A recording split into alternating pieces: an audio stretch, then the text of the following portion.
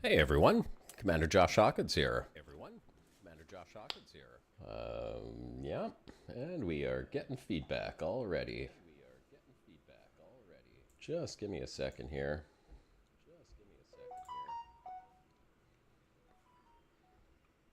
All right, I think we're good to go. No, we're not. We are now. Well, hey, happy Saturday, happy streaming day. And you're probably going, well, wait a second. This is something different. This is not Elite Dangerous. And you are absolutely right. This is not Elite Dangerous. You know, Elite is one of those games that I think always has a very special place in my heart, being a space game, which is one of the games that I'm most passionate about, that style of gaming, of course. But today we're doing something a little different because instead of jumping back into Elite Dangerous, I wanted to check out the brand new league in Path of Exile 2, which is the Return of the Ancients League. Just launched yesterday.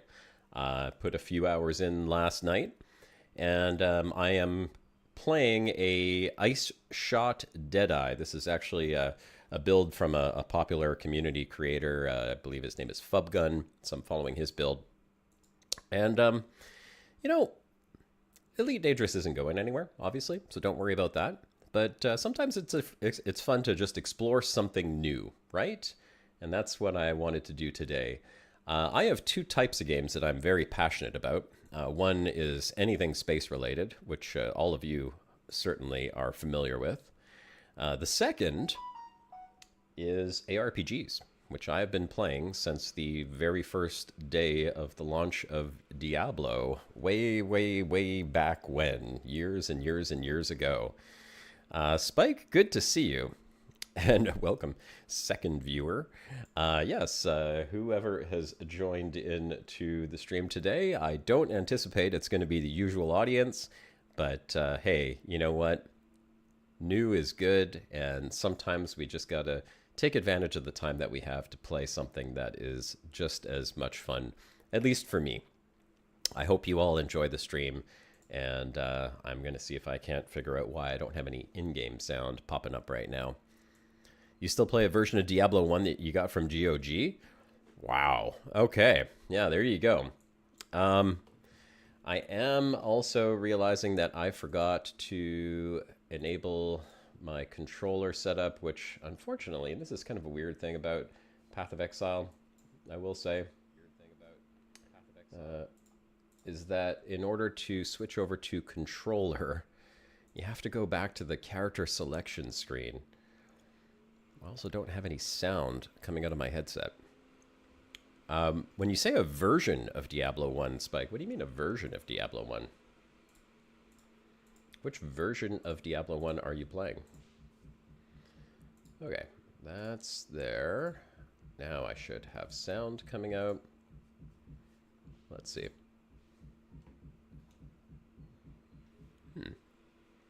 Wait a second. Where is Elite Dangerous or Star Citizen? Well, Space Clips, you know you're not going to see Star Citizen often on this channel. Unless you really just want to hear me getting pissed off and mad and cursing at the screen. We are not doing Elite Dangerous today. We are checking out the brand new league. You could consider it a type of exploration. We're exploring a completely different world here. This is the world of Rayclast, and I am playing a Ice Shot Deadeye based on Fubgun's build.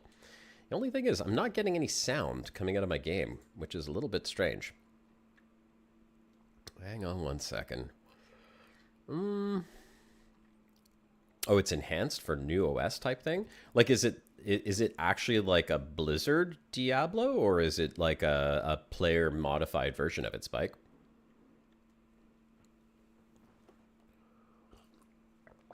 Space Clips, you wanted to try PoE 2, but you got an error, or you're just talking about all of the errors in Star Citizen? I think I'm going to have to restart this, by the way. Encoding overload. Turn. Okay, wow, I'm getting all kinds of weird issues here. Okay, so obviously there is no sound coming out of my game. I'm wondering if that is because of my audio setup here. Let me just see. Sound settings. Default Xbox controller. That is my headphones. Should be able to hear. Let's see. Oh, yeah, I do. I hear sound in my headphones. Okay, so we've got sound coming out the headphones, and obviously you guys can hear me. So I think that this is a game issue. I'm going to check the audio here. Yeah, it's not defaulting to my headphones. It wants to go to whatever the other one is here. So I'm gonna just restart the game, and hopefully that fixes it. I will also say that there is a good chance and high likeliness that I'm gonna have issues with this. I was tweaking. Let's see. Oh, I have sound now. Okay, perfect. I was trying to tweak some settings in game yesterday because when I started playing last night with a few of my friends, the game, once in a while, and not regularly, it happened about 3 times over the course of the entire evening, but the game, it crashed my entire PC. And I have no idea why it was crashing my PC. And now, of course, we are defaulting to mouse and keyboard, so it did not pick up on my controller. Input, let's try that again. Controller, save, sound. Okay, here we go. Now we're going to be good. Yes, we have sound. Perfect, perfect. So yeah, the game was crashing my entire PC. Could not figure out what it was, did a lot of checking. It turned out it was some kind of kernel error. And so I tweaked the settings in PoE, which hopefully are going to fix it. I had to put the rendering engine to Vulkan instead of DirectX, and I had to disable like some hardware acceleration and things in Windows. I hope that solves the issue.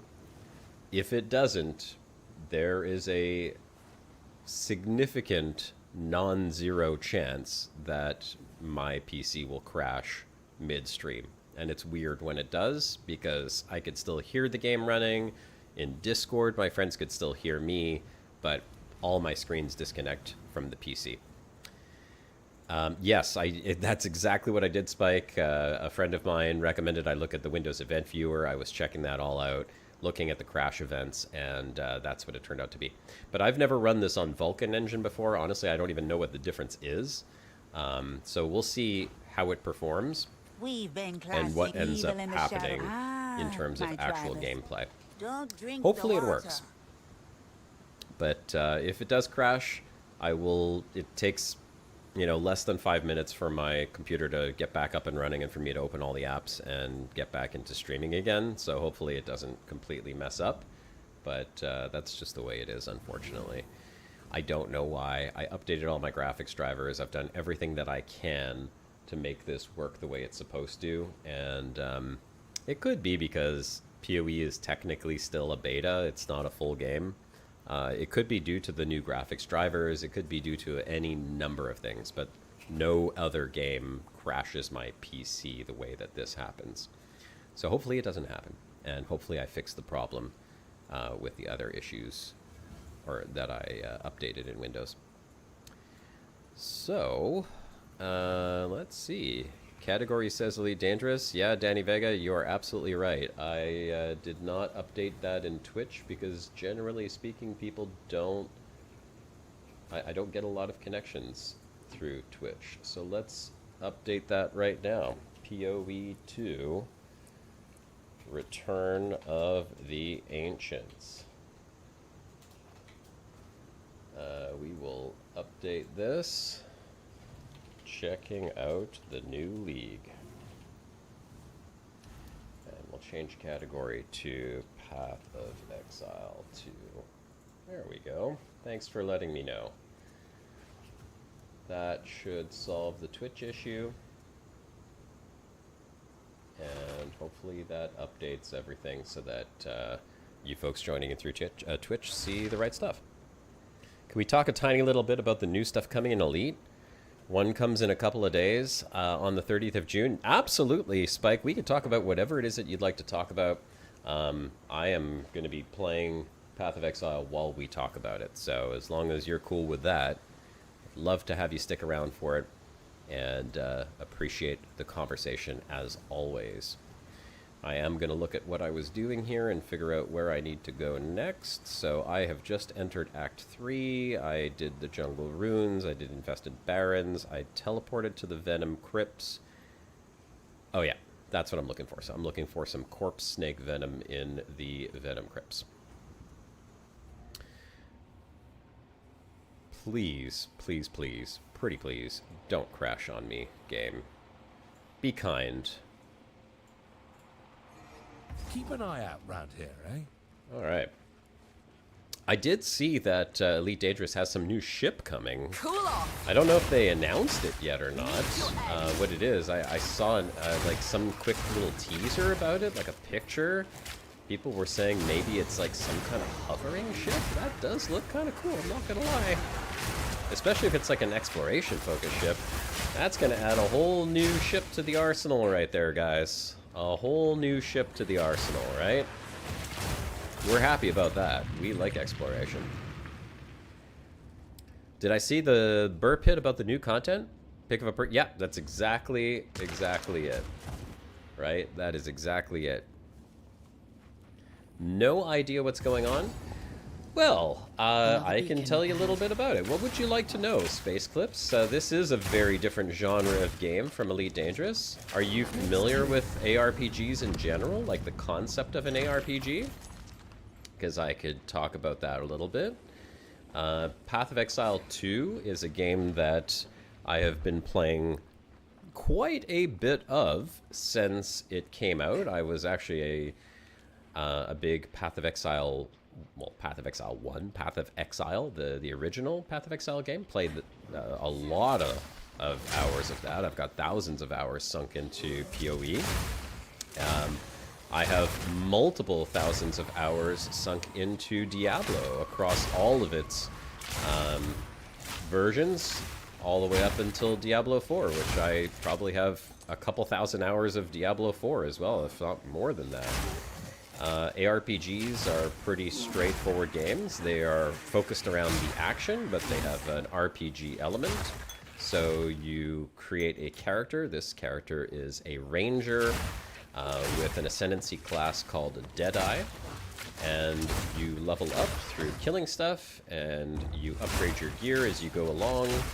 There's a whole bunch of different ways to do that. There's crafting, there's picking up loot, and most of the gameplay revolves around going through dungeons. Oh crap, see? Here's all the loot that I have right here. It's essentially going through dungeons and just killing lots of different types of enemies. Hey, Tragic Blue. Like added, thank you very much. Always appreciate that. Good to see you. Happy to see that some people are interested in Path of Exile gameplay. I know that not all of my audience is going to be keen on this. Spooky, good to see you, my friend. Thanks for joining in. You don't play them at all, Space Clips? So, I mean, these are the two passions of mine when it comes to gaming. Space games and ARPGs. It's obviously they're very different types of games. Well, you know what? There are some similarities. If you look at a game like Elite Dangerous, and then you look at a game like Path of Exile or Diablo, and they are very comparable in many ways. They're both ARPGs. Look at, so this is my character screen that you're looking at here. This is my inventory. This is the gear that I have on. Please don't judge. It's all crap. These would be, to Elite Dangerous, you are the ship. Just like in Elite Dangerous, you are the ship. Yes, now we have space legs, so you can kind of like exit the ship and do on surface stuff. But essentially, you are the ship. And in Path of Exile 2, you are your person. So this would be the ship, and these would be the different modules on your ship. And you can upgrade modules, you can customize them, and as you do so, that changes the way that your character plays. Now, The difference, a big difference between the two, obviously, is that you have classes in an ARPG. So when you start the game, you are choosing from a particular class. There are things like rangers and druids and warriors and sorcerers and all the fantasy type roles that you would associate with any type of fantasy type story, right? Same applies in games. In Path of Exile 2, those roles eventually turn into what are called ascendancies. And an ascendancy, and I will zoom out here. This is overwhelming, so don't worry about all these little things here. But this big circle in the middle is essentially my ascendancy. So you have to complete a special type of quest when you reach a certain level, and then you choose from one of several ascendancies. And the ascendancies provide sort of a particular type of specialization that each class has access to. In this case, my ascendancy is a Deadeye, which is a subclass of the ranger role. And then all of these little things that you see here are ways to customize the way that your character plays. So you can choose to go down the paths in different directions, and there's minor nodes like these little things here. There are attribute nodes that are like your dexterity, your intelligence, and your strength that affect which gear you can wear. And then there are bigger nodes like these ones here. And then you have some other special type nodes. I won't get into all of these things, but there are things like key passive abilities like this that will each one greatly change the way that your game plays. Yeah, did Elon play Path of Exile 2? I don't remember if it was Path of Exile 2 or Diablo, but he was playing one or the other. So yes, you're right. I mean, I'm not going to say Elon's the man, but the guy definitely has a great vision for space, and if he could fly spaceships, or at least make spaceships, and play an ARPG, then you guys could probably appreciate this somewhat as well. These are fun games, man. These are like really action oriented, and really focused on the constant progression of your character over time until you get to what's called the end game. End game, essentially, like your character has reached close to the maximum level, you've put on all the best gear that you've crafted or collected, and now you're in the final activities that you can kind of choose what you want to do as you're playing. So that's the general idea of an ARPG. Now, I do have a lot of inventory that I need to get rid of, so I'm going to go identify this. When you pick up inventory, there's different levels of inventory. So there's common, there's rare, there's magic, there's uniques, there's legendaries. There's all different levels of loot that you can pick up. And some of it is what we call unidentified. You go talk to that guy and he identifies it, so now you can see what it actually is. And each piece of gear has kind of like requirements, level requirements, or attribute requirements. And I am not using most of this. I'm a bow user, so that's why I picked up these 2 bows. They're going to go into my bank, and the rest of it is going to be sold or salvaged. Some of it we are going to salvage right now, so we're salvaging that. Salvaging gives us materials that we can use for crafting, of course. You wish more celebrities played Elite and promoted it in socials? Yeah, me too. Elite Dangerous, like I said, has a very special place in my heart. You know what I just noticed? This chick is smoking a cigar. Notice that right there in her mouth. I'd never seen that before. She actually has a cigar in her mouth. Interesting. My tribe could use that. A lot of this stuff could be really good for other classes, and you know, some people, what they do is they collect this stuff to sell it, because in the end game you can sell a lot of this stuff to other players who are looking for specific types of gear. I am not doing that right now.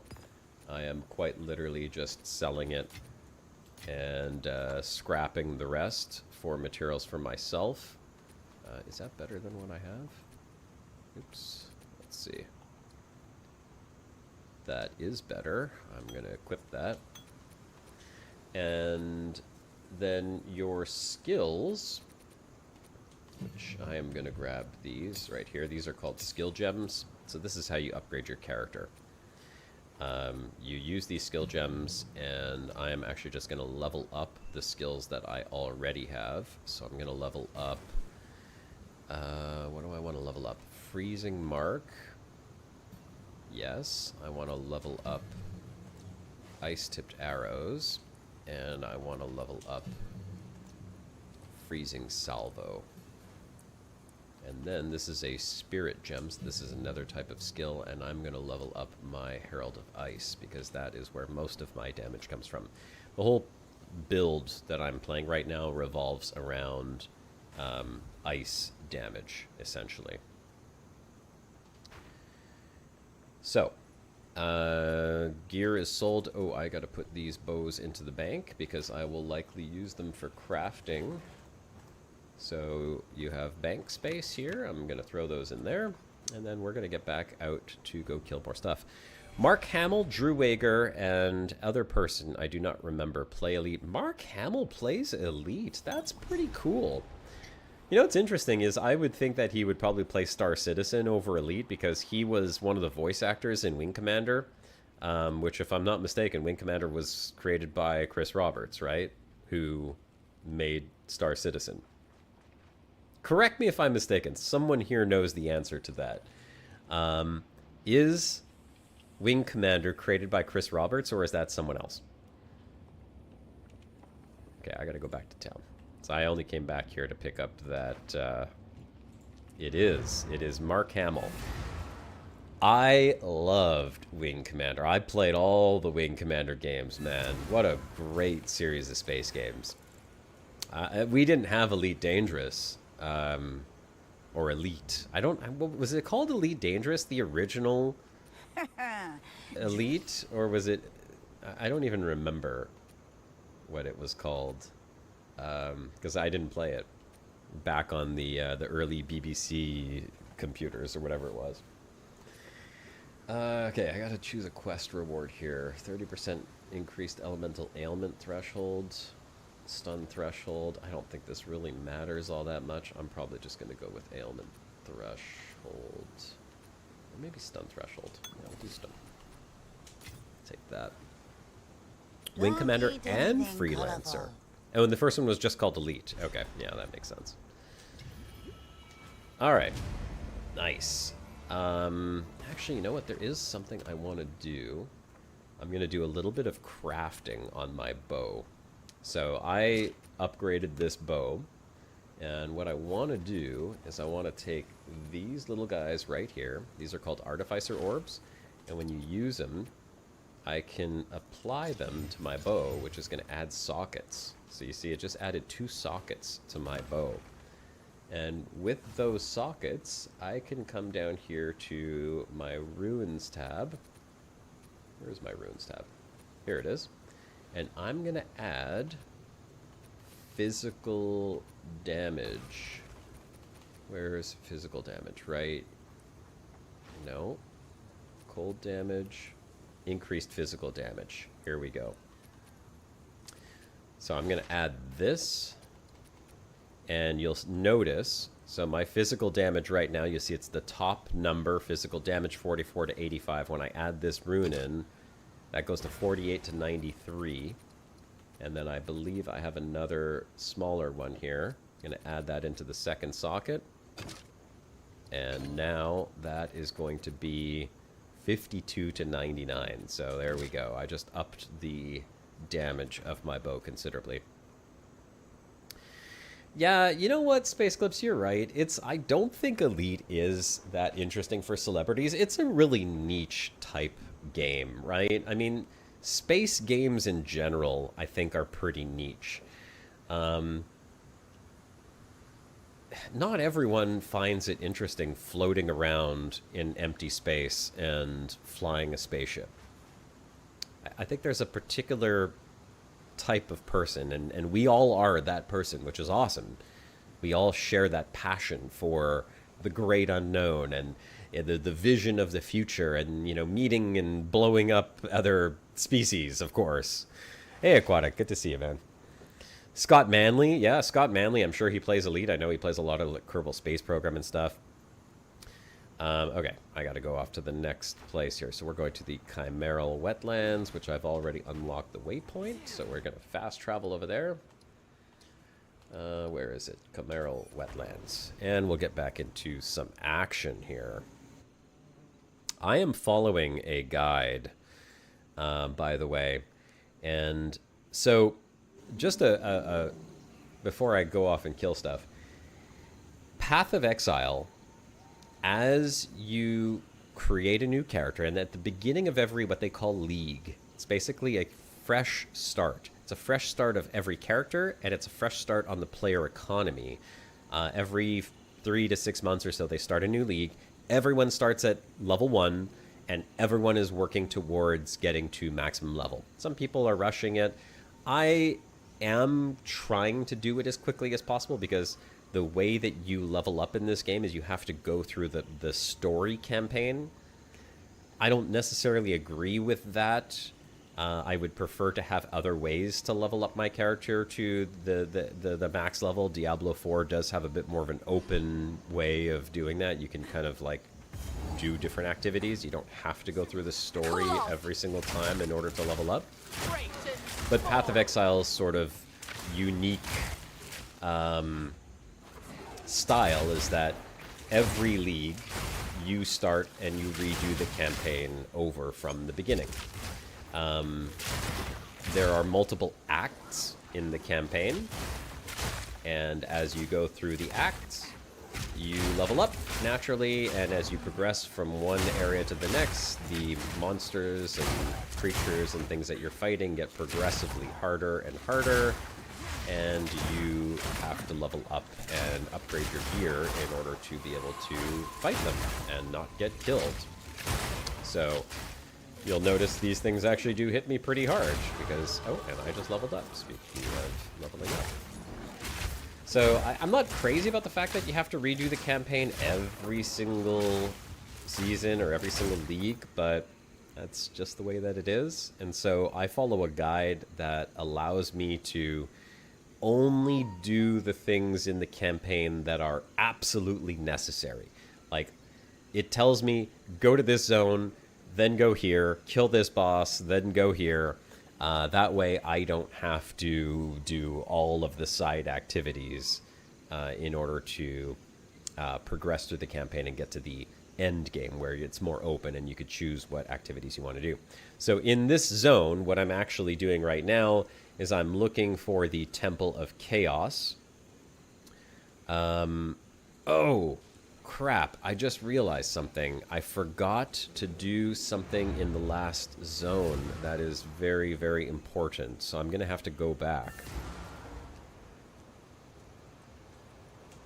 I have to go back to the Venom Crypts because one of the special features of this new league is something called runes. And this guy right over here, this guy Pharaoh, he's kind of like our guide through the runes discoveries. Snakes, bugs, mad apes, and whatever. No wonder the Val are all bloody well. And so anytime you are in a zone that has a rune, you have to find it in order to progress through the seasonal mechanics. And I did not do that. I forgot to do that. So now we have to go looking for it somewhere in this zone. Because if I don't do that, I will not be able to progress through the story. Hey, it is. It's a cool game. I have thousands of hours sunk into Path of Exile. A lot more, I would say, sunk into Diablo, but I'm not one of those guys that's like Diablo good, Path of Exile bad, or Path of Exile good, Diablo bad. I like both of these games, and I alternate between them. In fact, I wrapped up my gameplay of the most recent season and the expansion of Diablo 4, which is Season 14. Season 14? Season 13? Hell, I don't even remember. But it's the expansion that just launched. And I am very happy with how that went. I enjoyed a few weeks of playing that after my son went to bed on the couch while my wife was sitting there doing her thing. And now I'm kind of like done and over with that, so I've come on to Path of Exile 2, which just launched their new league yesterday. And I'm checking out all the new cool stuff that they've added in here. You know, I'm not the type of guy that is like one genre game and I won't play anything else. In fact, for those of you who are around way back in the day, I did a single stream. Oh, here's the rune that I was looking for. So I did a single stream of Diablo 3 on, I think it might have been the broadcast. I don't remember. We're getting pretty good at this, And aren't we? the only way that I was up able the to do search. that was because I had it on the Xbox. I did not have it on PC. And so I had a really hard time streaming it, but I figured out a way to connect YouTube into Xbox, and I think I played like 1 hour or 2 hours of Diablo 3. You were there? Hey, there you go, Spooky. That's awesome. One person was there. Yeah, so... And you know, Diablo's come a long way. Obviously, Diablo 4 is out now. I do love Diablo 4. But Path of Exile and Diablo differ in a number of ways. And one of those ways is this. This monstrosity that you're looking at here is the skill tree in Path of Exile. And what's cool about it is that any class that you choose can technically go and branch out into almost anything in this tree. So you could choose a ranger class, and by the way, when you choose a class, really all that does is it determines what your ascendancy choices are and where you start on this tree. So you see there's different nodes around this central circle. Pretend like this, this circle was just blank, and you can see the different nodes on the circle. Those are the starting points for the different classes as you choose your class when you start the game. So Ranger starts over here, Warrior starts over here, Druid starts up over here, and then, I don't know, Sork, I think, starts up here or down here. I don't remember where exactly that is. And really what it means is like the very first few skills that you're going to get access to, or the first few passives and key passives and stuff, are going to be related to your class. So Ranger is going to have like these projectile damage things. If I go up this way, if I come down this way here, it's evasion and movement speed. So I kind of have like different ways to specialize the class. But I don't have to go this way. I could be a Ranger who is a caster. And so I would, instead of choosing this path, I might follow this path for a shorter way to get up into caster things. Like over here, there's mana regeneration. And so this one is dexterity and intelligence. I'm not sure which one that would be. Maybe this is... crap, I don't even know. But there's like mana regeneration over here. And up over here, you're going to see like spell damage and energy shields. So like these are defensive type things. So you could path through here and get over to here if you wanted to make like a hybrid ranger caster. Diablo does not have this. Diablo has fixed classes and fixed skills for each class. So if I choose a ranger type class in Diablo, I have to select only from the skills that that class has access to. I cannot hybridize my class and have a completely different level of customization that Path of Exile offers. In many ways, that is a cool thing, and in other ways, that is a terrifying thing. If you are unfamiliar with this skill tree and you come into Path of Exile, it can feel very overwhelming. And a lot of Diablo players are people who just don't want this much complexity in their gameplay. They would prefer something that's simple, that's easy. They want to log in, they want to play for an hour, and they want to go home or, you know, get back to their family or to their life. So you could say that Diablo is a little bit more casual, whereas PoE 2 or even PoE 1 both share this very complex skill tree. It's a little bit more hardcore. If you are new to Path of Exile, you can, you can enjoy the game and you can make your way through all of this. And it's not impossible to make a class that's, viable in the end game and have fun with that. But it is, because of the complexity of the skill tree, it's actually highly advisable that you follow someone else's build, at least until you're familiar with how the game plays, and then you can experiment a little bit more, because it is complicated. And not to say that you can't fix your build if you went like down over here, for example, and you found that that's not doing it. You can respec and you can remove these points and put them elsewhere.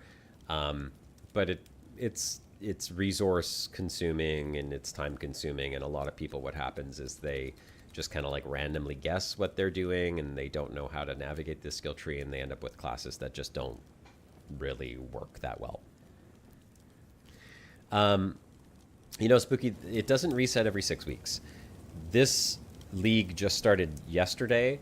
The previous league went on for, I think, 4 or 5 months.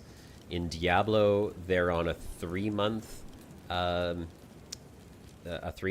schedule where they have a new season start up. But here's the thing. You do not have to reset your character each new season or each new league, regardless of whether you play Diablo or whether you play Path of Exile. The league is optional. There is what's called the Standard League in Path of Exile, which is your same character that exists in perpetuity, and it is always there, and you can always go and play it, and you don't have to reset. And you can just go play Standard League if you want to do that, and your character will always be there, and the Standard League will always be there for you.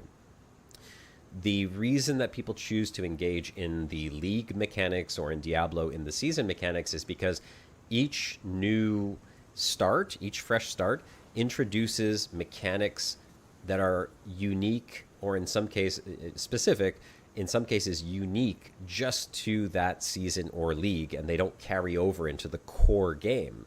And it also gives the economy a chance to reset, and new items get added in. People want to try new things. They want to start a new class and do that over again. So it's an opportunity to try new things, to have a brand new economy, to kind of like start at the same level as everyone else who's playing and kind of build your character and enjoy it like that. And the same thing with Diablo.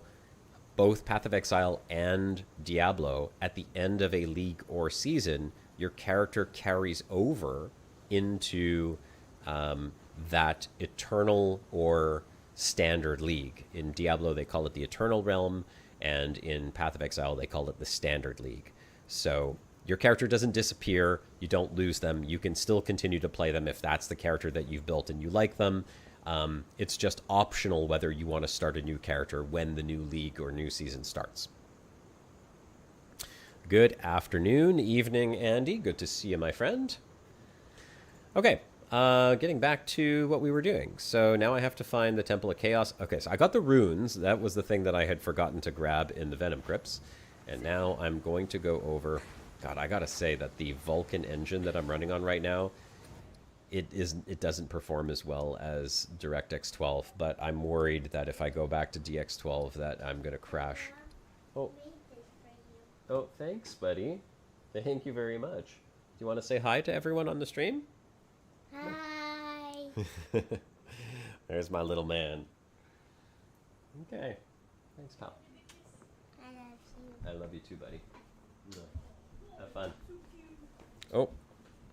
My son made me a little... This is supposed to be a Vietnamese roll, I guess. It's got one shrimp, a piece of lettuce, and some rice paper. I'm going to eat that. I'm in a league, but is it single player? That's a great question, Aquatic, and I will chew this food, and then I will answer your question for you. This is a little spicy. I did not realize he was going to give me spicy food. Okay. So, no. I am not playing single player. However... Oh, man. That was a little very spicy. That does not mean I can't play single player. I am not forced to play with other players when I'm playing this game. Same thing in Diablo. I'm not forced to play with other players. When I am in this instance here, this is my instance, there are no other players in here unless I have invited them into my party. In which case, they would be in here with me, and you can have a party of 6 people in Path of Exile, I believe, and 4 people in Diablo 4. That said, if you are playing a regular character... Oh, I've just lost that wisp. If you're playing a regular character, you have access to trading with the entire community, and you have access to the marketplace, which is other players selling items that they have found. If you want to discover everything on your own and you don't want to engage with that, you actually have 2 ways of doing that. You could play a character like I'm playing, which is a regular character on the new league, and you can just choose to not engage in the marketplace or purchasing gear from other players. Or you can do what's called creating a solo self-found character. And in Diablo... Hang on one second. There we go. One-shot that guy. In Diablo, they just they are introducing this. It's not in the game yet. Oh, the frame rate with Vulkan engine sucks terrible. It's really bad. So in Diablo, they're introducing that in the next season, and in Path of Exile, that's been in the game for a very long time. Solo self-found means you cannot trade with other players. You cannot engage in the marketplace. You just do not have it. Yeah, the hidden chilies is right. So for people who want to have a level, and it's just a different level of difficulty, because everything you get, you have to earn it. That's all it is. You can't trade with other players. You can't go buy on the marketplace. So if you're looking for a specific item for your build, well, you have to find it. That's the only difference between solo self-found and a regular character. There is, however, another character type, which is called a hardcore character. And a hardcore character is kind of as it sounds. It's hardcore. You have 1 life. If you die, the character is dead. Done and done. It's dead forever. In Diablo, that death is permanent. The character is lost. It goes into the halls of history, goes to Valhalla, whatever the hell it is. In Path of Exile, that character gets transferred to the standard league. So you don't lose it. You're just no longer competing in the hardcore category. I believe there are certain items that are only available to hardcore characters. So there's like a slightly tweaked inventory or a loot drop tables for hardcore characters. I have played hardcore characters. I have made it to the endgame in hardcore characters. It is a lot of fun. It is a lot of challenge, and it is extremely stressful, especially in Path of Exile 2, because the game crashes and it's still a beta. And as you can see, I'm getting terrible frame rates right now. But it can be a lot of fun. So this is a new season mechanic, by the way. This is just introduced in this league. So this rune here, I can choose from these different rune shape combinations, none of which I actually need. So I could technically skip this, but I'm going to do it just for the loot anyhow. And I guess we'll go for a unique spear. Yeah, let's go for a unique spear.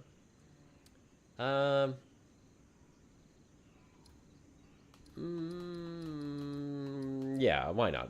Unique spear. So I choose unique spear, and then if I want to engage with the league mechanic, I'm going to activate this. Now all these monsters are going to pop up, and there will be multiple waves of them, which I will need to survive, which I'm sure is going to be perfectly fine, even though my frame rates are just absolute dog crap right now. Where's the rest of them? I am so upset about the frame rates on Vulcan. I may have to take my chances, and that was it. That was all the waves. Okay, whatever. Explosion of loot. I got a unique item here. If I put it back to DX12, I'm just worried that the game's going to crash my PC again. Honestly, if you guys, if you're enjoying the stream and you're here to hang out with me, I fully appreciate that. I love you guys for that. What's my video card? It's a 4060 RTX. But this has only happened since this new league, and it's only happened since yesterday that Path of Exile is crashing my game sometimes. I don't know if it will crash. I disabled a few other things in Windows, but Path of Exile is notoriously bad when it comes to memory management, and because the game is not a full release yet, I mean, like, I can see just how bad my frames are. I don't know if it's translating over to the stream, but I am very unhappy. It's hurting my eyes. So I think what I'm going to do is I'm going to take a chance.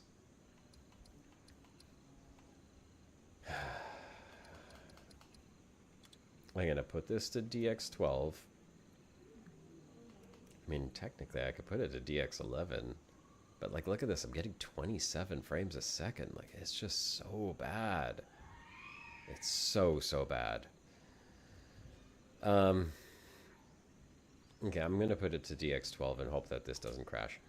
If the stream crashes, I will restart and be back in a couple of minutes, and you're welcome to come back and join me if you're here to hang out and enjoy a little bit of Path of Exile play today. Unexpected disconnection error happened. Well, better than a crash. You know, the did it? I think it took the graphics. Let's see. Oh, yes, instantly better. Instantly better. Okay. Oh, thank God. Okay, please don't crash. Please don't crash my PC. Because I can't play with those terrible frame rates. Let's see, what are we getting now? 65 frames a second, that's better. And this is streaming too, so obviously it's the streaming is affecting it, and the fact that I've got, you know, Twitch and YouTube and OBS, everything open. Stream screen is frozen? Oh, that's weird. Oh, yeah, you know what? Maybe it's because of the render. Thanks for pointing that out. Let me fix that real quick.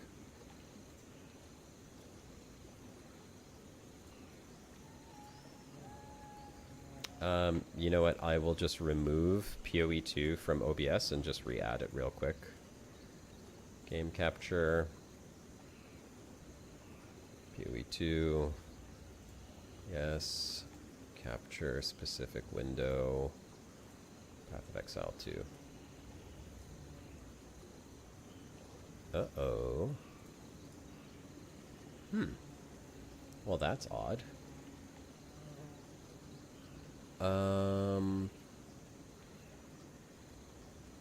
Why would it not show this? Hook rate.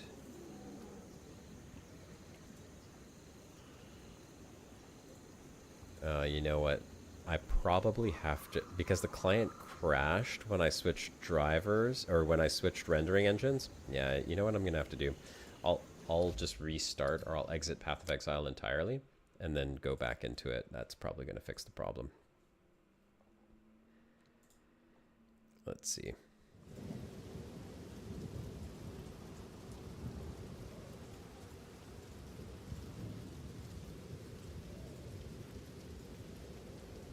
Or not.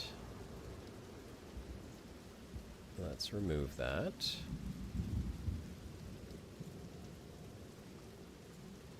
Game capture. Try again. Capture specific window. Path of Exile 2. Huh. I guess we'll just have to do it this way. We'll have to do screen capture. You should be able to see that.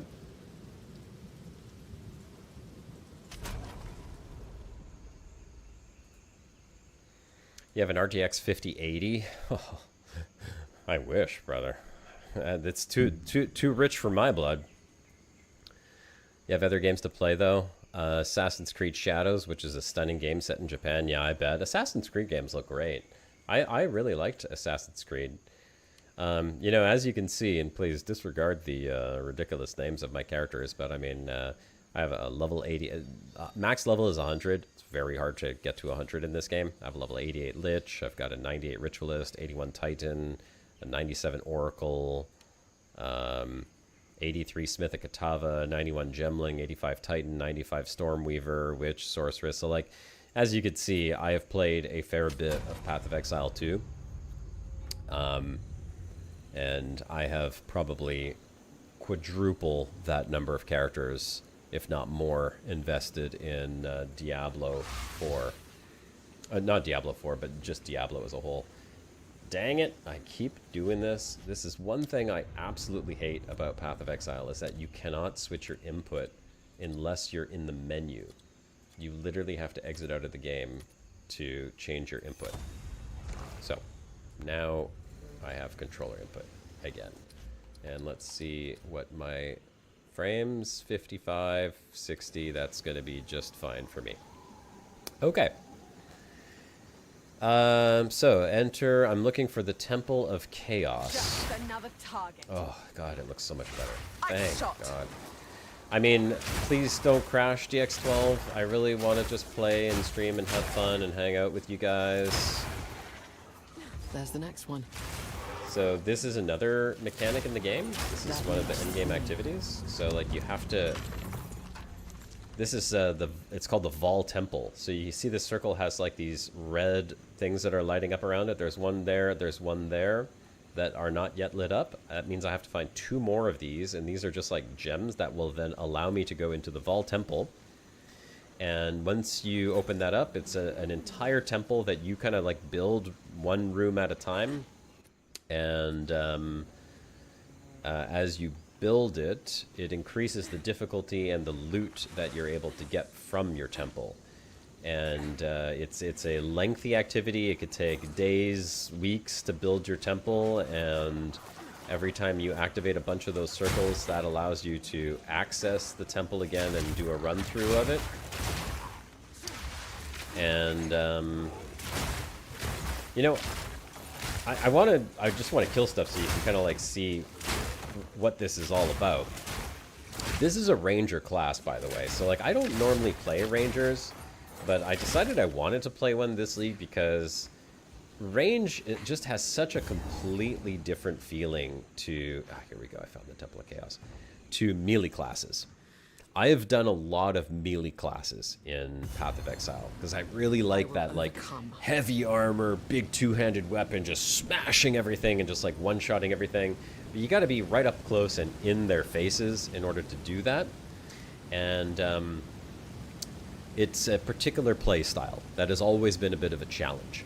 Range always has the advantage that you're not right in front of the stuff that you're fighting, so you can survive a little bit more. You can kind of like position yourself a little bit more. Yeah, exactly. Hulk smash. Ranger, you know, obviously all of this like cool stuff. I'm not using even half the abilities that I have because I don't need to just for the regular trash mobs. Trash mobs meaning like just the stuff that I can kill in one shot. But as we get to the bosses, I'm going to start using a lot more of the abilities that I have. Now this is a Trial of Chaos. So I don't even know if I have... Do I have the thing? I do not have the thing. So the ascendancy that I chose, which is called Deadeye, in order to advance through your ascendancy, you have to go through these specific trials. There's the Trial of Chaos, and then there's the Trials of the Sekimas, or as some popular streamers call it, the Suck My Ass Trials, because they just suck. This one here is challenging, but you need these special tokens to open it up, and it looks like I don't have one yet. So I'm just unlocking this zone so I can come back here, and then we will continue on. Enter Temple of Chaos, take the waypoint, go back. My guide says now I have to go find and kill Exlucian the Chimera, and then loot his chimeral inscribed ultimatum. and then I have to go into another area. So we are going to continue looking for that boss, and that's, speaking of bosses, one of the guys where I will need to use more of my skills. So as I said, these guys are what you would consider trash mobs. You'll notice that there are different colors above their names. Oh, here's the boss area. Okay, so here's a boss fight. And I am going to completely destroy him and rock his world. There we go. It took him almost most of his health out in one shot. But he's got me in ice over here, and he's going to go land on the thing somewhere. Come on, do your thing.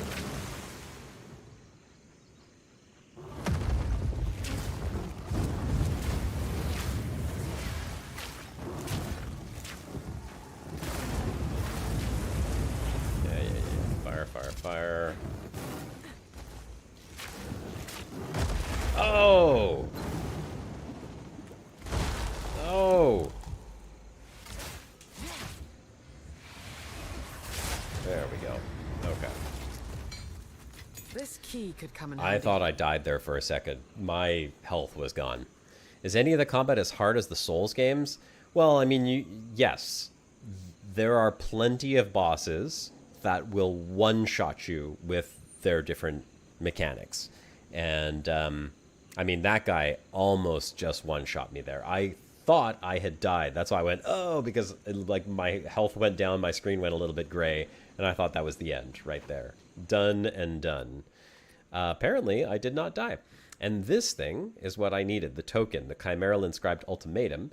So what I'm going to do now is I'm going to come into here, I'm going to grab this waypoint so that I can come back to this place quickly, and then I'm going to take this waypoint over to the Temple of Chaos, which is right here, and I'm going to go do my second Ascendancy, which is this special trial that I have to get through. And you're going to give it this little coin, and we're going to open up the trial. A descendant of the Magi? You are always... This is an interesting mechanic of the game, these trials. Some people, they just they play this over and over in the endgame. Yes, Elden Ring bosses are so damn hard, it's right. I mean, this can be very much like a Souls-type game in some ways. But generally speaking, the one-shot mechanics are somewhat limited. So this trial, the way that it works... Long have I awaited a suitable challenger. Many I'll have explain it in attempted my just a second. trials in search of great... The He's rules looking for never... heroes, blah, Until blah, blah, next blah, blah. time. So I'm going to have to go through 4... Is it 4 or 3? I don't remember. It says round 1 of 10.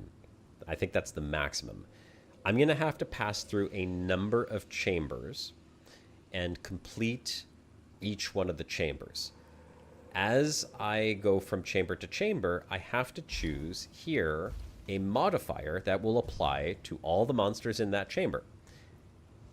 Each time I pass through a chamber, I have to choose a new modifier, and they are going to stack one on top of the other, making each chamber progressively harder until you have to then fight a boss. So here are my choices. Runes will appear that will call deadly lightning storms if I remain in them. Monsters cannot be slowed or stunned. Rare monsters have an additional modifier, 30% increase rare monsters. Rare monsters, by the way, are the yellow ones, which are harder and have these modifiers on them that give them new abilities and stuff. Slowed or stunned. I think that's okay because I don't stun, I freeze, and I don't slow. So the thing is, the rare monsters with more modifiers and more rare monsters means more loot, but I just want to get through this. So I'm going to go with the slowed and stunned. So mobs cannot be slowed or stunned in this level. Are you ready? I am Challenger? ready. Alright. They hit hard. That was a level up. That's actually really good, because that's going to make everything a little bit easier, and I'm going to assign a point into my skills. Where was I putting them? Over here. I believe I want this. Let me check my build real quick. This is what I'm going off of, by the way. Oops. Hang on a sec. I'll bring it back up. Where's my build? So this is what I'm using. It's Mobilytics, and I'm following Fubgun's guide right here. So it tells me exactly what I should be buying. It shows me, you know, level to level, what I want to upgrade, which skills I want to take. And it also has that skill tree that you guys see on my screen. And it shows exactly kind of like the path that I want to take through that skill tree. Oh, interesting. I did not see that he has actually taken that node. Increased damage with hits against enemies afflicted by ailments. Okay, so I could go there. And then this is the other one that I was pathing towards right here. So I've got that one, and then there's this one here, freeze buildup. Yeah, I guess the freeze buildup is really good. So we'll let's see, how far am I? I'm just 1, 2, 3 nodes away from that freeze buildup, but I am actually only 1, 2 nodes away here from this one. And what is this? 33% increased damage with hits against enemies affected by ailments. That's pretty huge too. Yeah, you know what? We'll go here. We'll take the cold attack damage. My guy is all cold.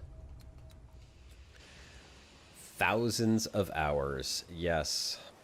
Thousands of hours is correct. So, what's interesting in Path of Exile, and this is... Yeah. There we go. Ice arrows for the win, by the way. I absolutely love ice arrows. Okay, room completed. So, the way that difficulty works in Path of Exile is it's all based on the difference between your level and the monster's level. And 1 level difference, either below, equal to, or above, is a tremendous advantage, either in your favor or against you. So I don't know what level the mobs are in this zone, but the fact that I just leveled up as I came in here in the first room is actually really good. Okay, so now I have to choose the next modifier. Time paradox. Buffs expire 3 times faster, debuffs expire 3 times slower. Runes will appear lightning if I remain in them, and challenge area will contain turrets that periodically fire fire projectiles ahead. I hate all of these, by the way. I think... Oh, God, I hate all of these. Being lit on fire sucks really, really bad, especially when you're fighting the boss. The buffs and debuffs, I mean...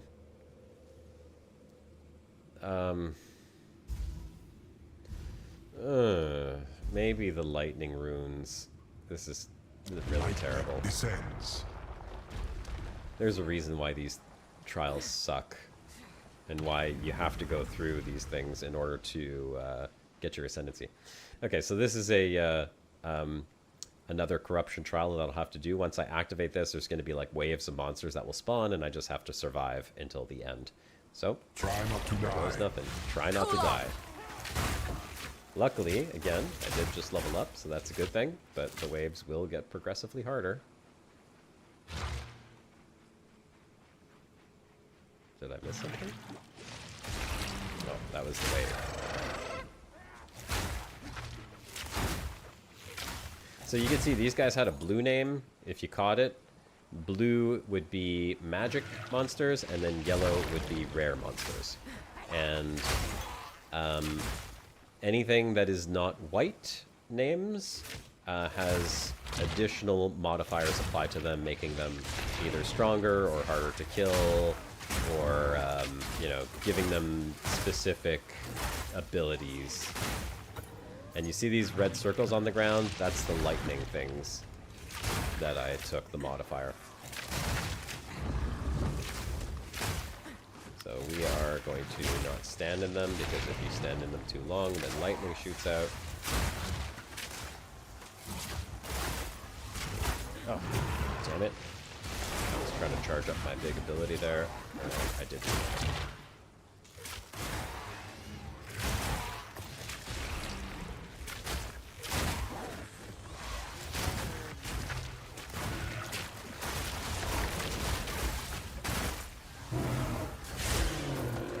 that guy. Okay, room complete. We did it. And now we are going to layer another modifier on top of that. Oh, I want to grab these bows. The cultist bows are the ones that I look for. Now, I think it's only 3 rooms I have to do for the first time I do this trial. I don't have to do all 10, but there are 10 total rooms, and as you do higher versions We of are this, only getting started. you're stacking 10 different things on top. So I hope it's not 10. Okay, pyramid beams. This one sucks. Invulnerable shade stalks me. I don't like that one. Challenge area contains several statues that petrify me if I stand in their gaze for a duration. Oh my god. Okay. Don't stare too closely. We'll see how this goes. Powering the monument requires souls. So this challenge, I have to go find these stones to put on the stone altars, and I have to carry them back there. And these are the things that will basically like Medusa statues. So you can't stay near them or look at them.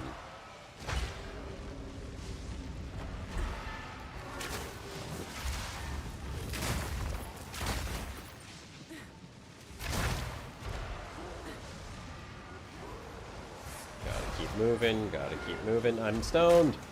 No! No! No! Oh my god. Okay, that was almost the end of me right there. Whew. Okay. That's one.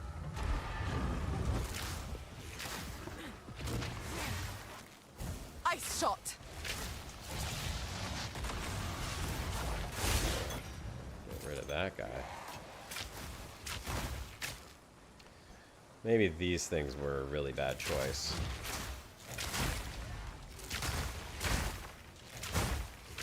Where's the next one? There it is.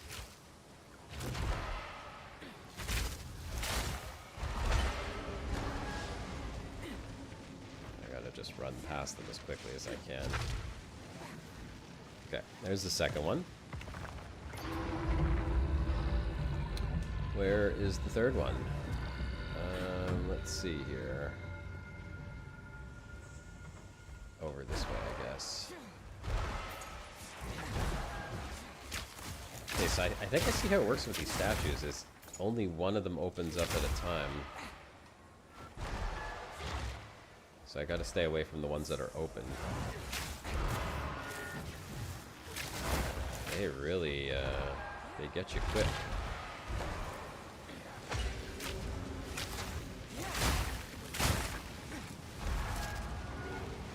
Nope. Get away, get away.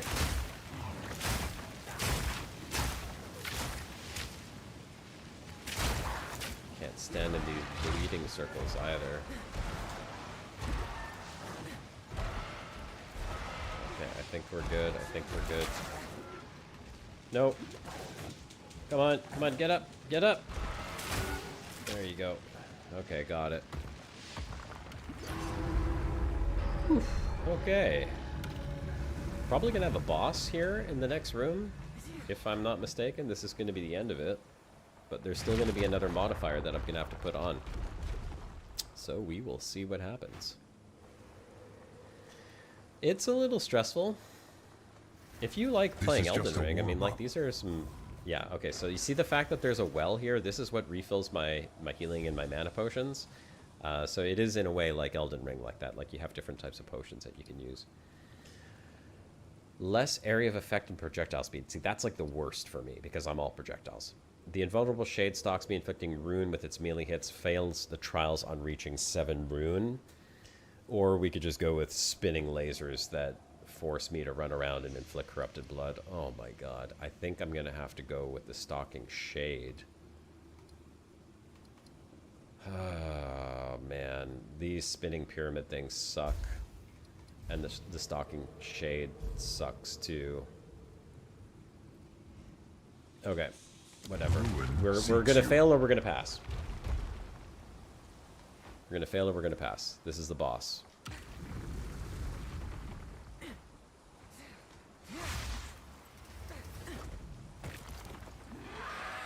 this boss. This one hungers. Cool off.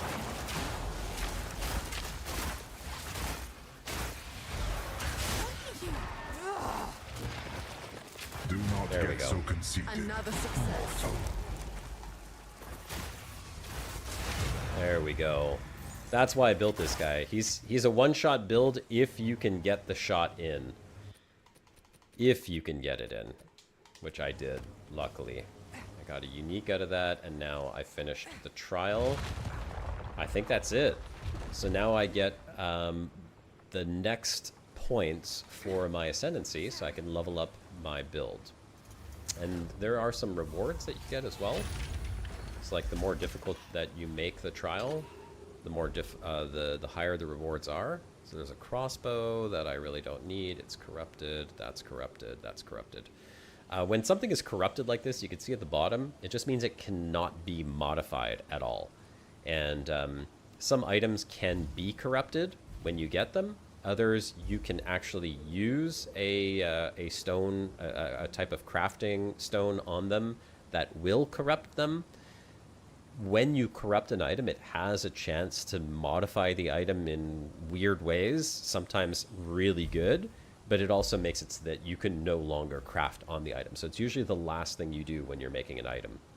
The reason I'm not going to take any of these is because they're all corrupted, and they are all missing modifications on them to actually make them good. So I don't need any of those. I am going to come here, interact with this. There we go, leveled up my ascendancy, which is great. Chaos's blessing. Did I ever play Returnal? I don't think that I did. I've heard of it, but I've never actually played it before. Great game? Interesting. I will certainly take a look at, to see what that was. So now, coming back to my build, the ascendancy for this build is to now take the next two nodes on this path. So it's those two right there. And that would be increased projectile speed, and then skills fire an additional projectile, which is crazy because now all of my abilities, there we go, look at that. That fires 3. I can even do this and do like a rapid fire, so this is great. Okay, ascendancy level 2. Done and done. Next, we will continue following my guide. So this is where I'm at. I killed this guy. I got that. I did the trial. I'm going back to this zone now. Draconi's Machinarium. I need to summon Alva. I know what I need to do. I got to get these cores, and I'm looking for a boss named Blackjaw. And then I'm going into the Sanctum. Okay, perfect. I know exactly what I'm doing because I have done this many times before. So we're going to come here to the Machinarium. And before we actually do this, I'm going to bring my guy back to town and empty his inventory because he is full up.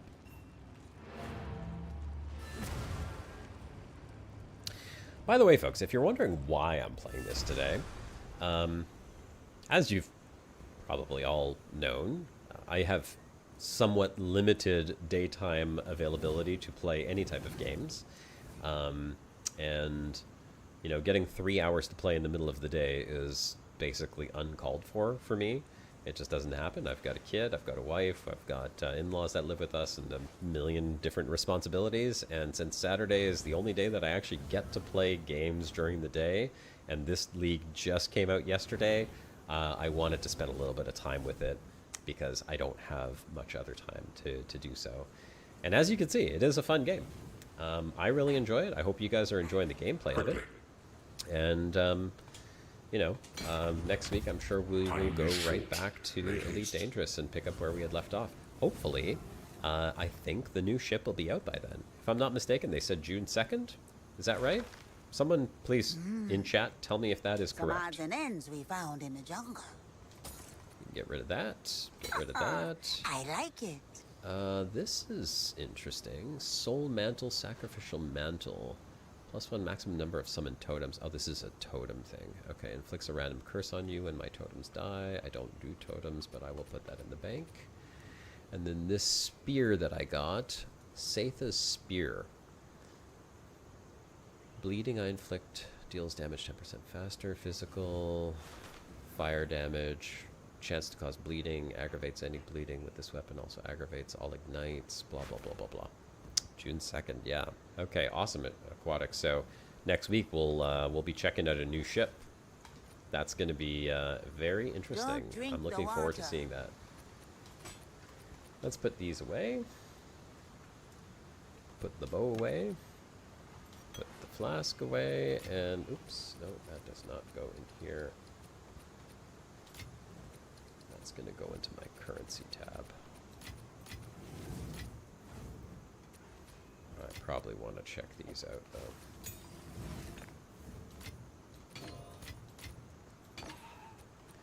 So all of these little things here, this is what we call currency in Path of Exile. There is gold. You can actually see it down here. I have 34,000 gold right now. Gold is used for different things, but it's not used to make purchases. Well, actually, yes, it is. It's used to buy from vendors, but sorry, it's not used to make purchases from other players.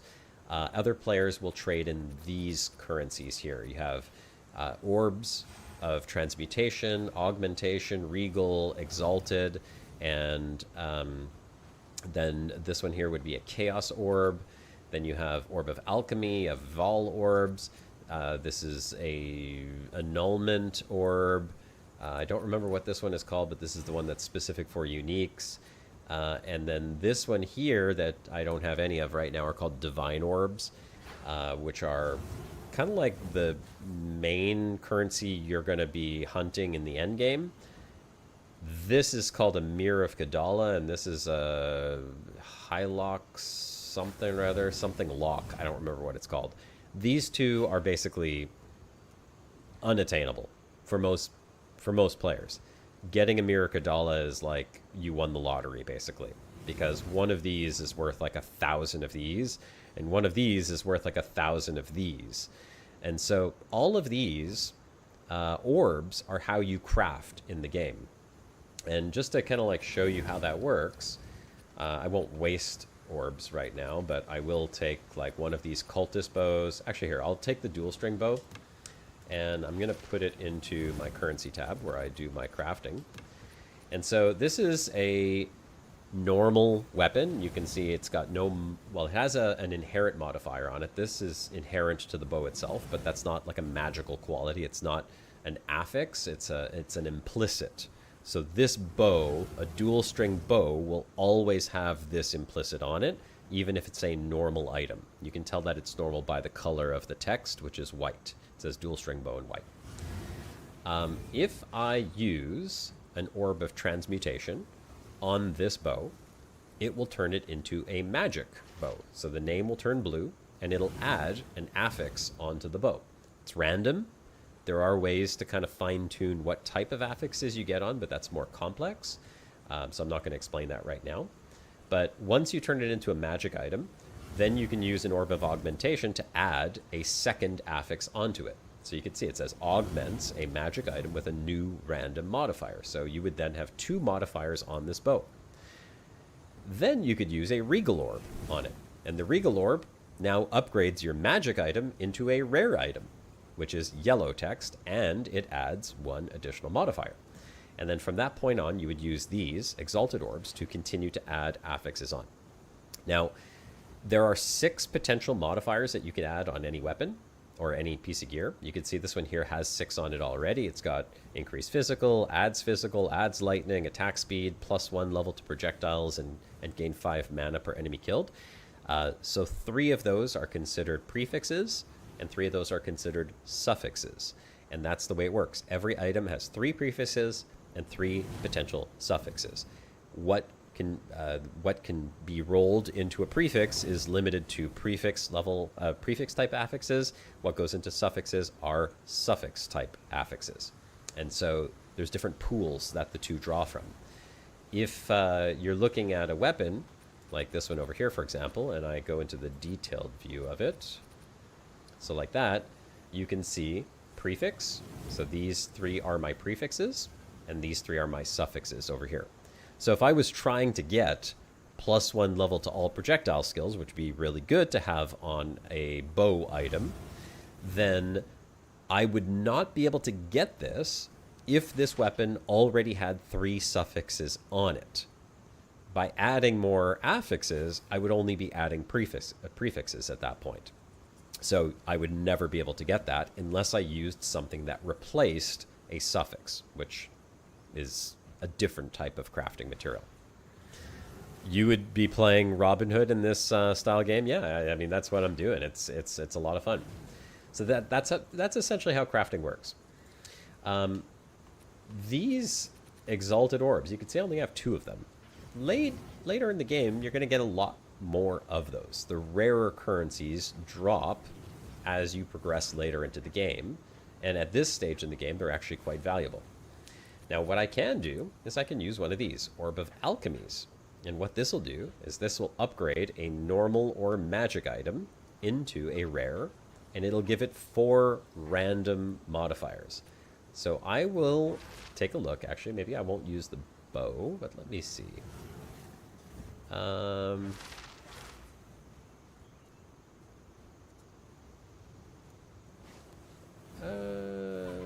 You know what I want to do, actually? So here you could see that my quiver has 3 prefixes on it already, but it's only got 1 suffix. So what I will do is I'm actually going to hit it with one of these exalted orbs to add another modifier onto it. And we'll see, because I know it's going to be a suffix, I'm hoping that it's going to be like another +2 bow skills. So I'm going to hit it with the exalted orb, and I got 11% increased critical hit chance for attacks. So that's actually not bad. And it still has a free suffix slot. So I could, and why the hell not, we'll hit it with my last exalted orb. And see, cross our fingers, gain 2 mana per enemy guild. So that's not great, but the increased hit chance for attacks is actually pretty good. That's going to give me a higher chance to crit. Does this game have a lore? Space Clips. I am playing through the campaign. The campaign is, let me show you, multiple acts. As you start the game, you are going to be going through an entire story. The campaign is a story, and you progress through each one of these zones, going through the story, learning more and more about what is happening in this world. And ultimately, right now, we are chasing after something called the Beast. Someone has this monstrous thing that is quite powerful, and we are trying to stop them and get that thing back under control. We are learning at this stage in the campaign, we are learning about what's going on in the world as well. And you'll notice that there's kind of like all these Aztec sort of rune symbolism and, you know, patterns and stuff over here. What's actually happening is we are in this part of the world, in this jungle area where this ancient civilization once existed. And this Jacani's Machinarium, the area that I'm going into right now, and you can see this, if we listen to what Alva has to say, you'll learn a little bit about the lore. This mechanism, if powered with a small soul core, it could open that door. It's not There should Aztecs. definitely be soul cores somewhere around here. They had to power these constructs somehow. So, she wants me to go look for these soul cores that could power this stone altar. They're not called Aztecs. They are called... oh, God, I'm drawing a complete blank on what they're called right now. We'll find out soon enough. It's going to remind me as we go through. The Vol. Right, I think it's the Vol. So let's go look. And if you'd like to know a little bit about the lore, I will not skip it. We can kind of see what it is. But you can see we're in this like ancient sort of temple of sorts. And in this temple are the ruins of a once clearly powerful and developed civilization, because they have all of these ancient machines that used to be powered by some kind of device. And Alva, our little quest giver over there, believes that it's these little soul cores that we're picking up that somehow power those machines. So I've picked up one. Let's see what happens when we place it on the altar. Oh, goodness. Oh, interesting. Look at that. It's some kind of power source. Alva was right.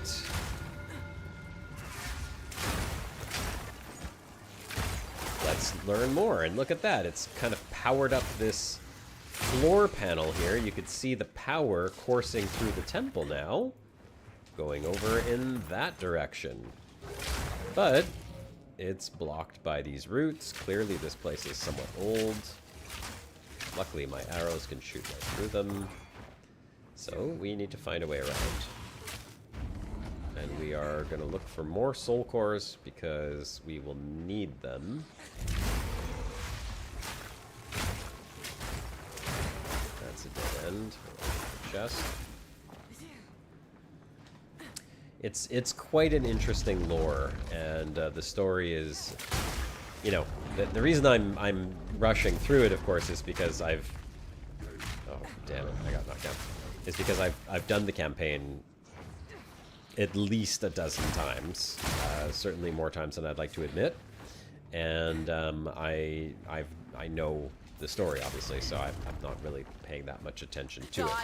But for the purpose of the stream, since you guys are obviously new to Path of Exile, I am happy to kind of walk through a little bit more of the lore rather than completely skipping it, and we can talk about what it is as we unlock different elements of it. I'm still going to be running through the thing here. I'm not killing everything that I come across, but I am going to...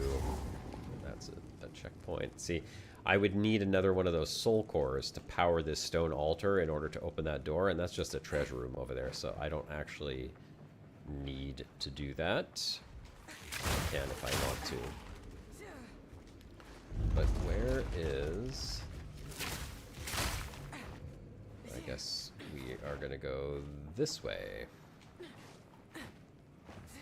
There must be another soul core around here.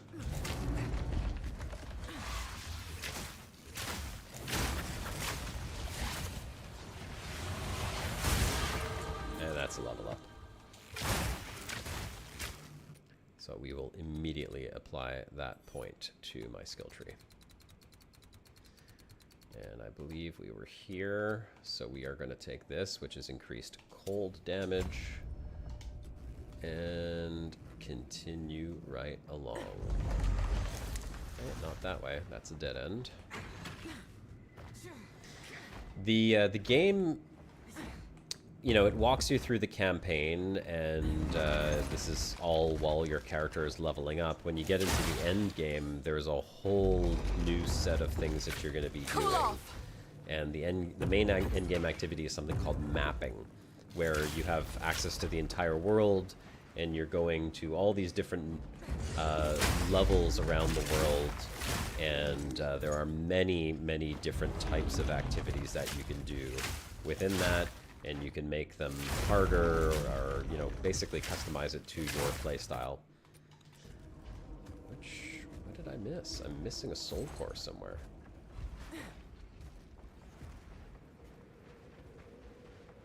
Where did I miss it? It's not that way. Oh, I see where it is. It's up here. There we go.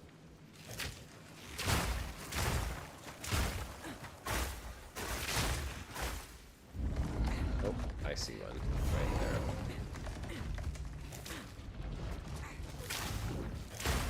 And there's the other one right here.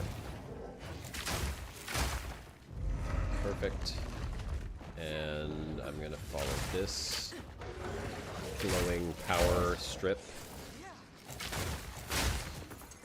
to the boss that I need to kill.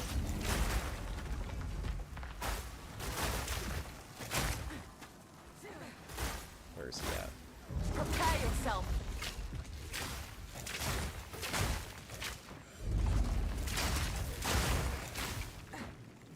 If, you know, if you do play a game like this, I will say that there are many different classes and different ascendancies, and each one has a very different feeling in terms of how it plays. So this is a ranger class, obviously. Sorcerers will use all kinds of magic. Warriors will use martial weapons like, you know, big maces, sword and shield, that sort of thing. So, like, you kind of play to your style. Druid does shape-shifting between, like, werewolf and werebear and casts, like, nature magic and stuff like that. It's pretty cool. I've played a lot of the different classes, but I very rarely have played ranger. So is there no cinematic inserts? Yes, there are cinematic inserts, actually. In between each act, you're going to get cinematic inserts. So as you complete an act, you're going to get a whole cinematic that's going to kind of like tell you the next thing that's happening and why you're transitioning to this new part of the story.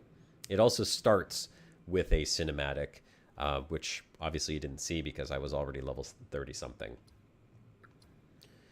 If you're interested in seeing that, I will gladly at some point exit back to the main character menu and let you see the opening cinematic and show you kind of like how the character creation and all the different classes, so you can see what that looks like. Let me choose what I would like here.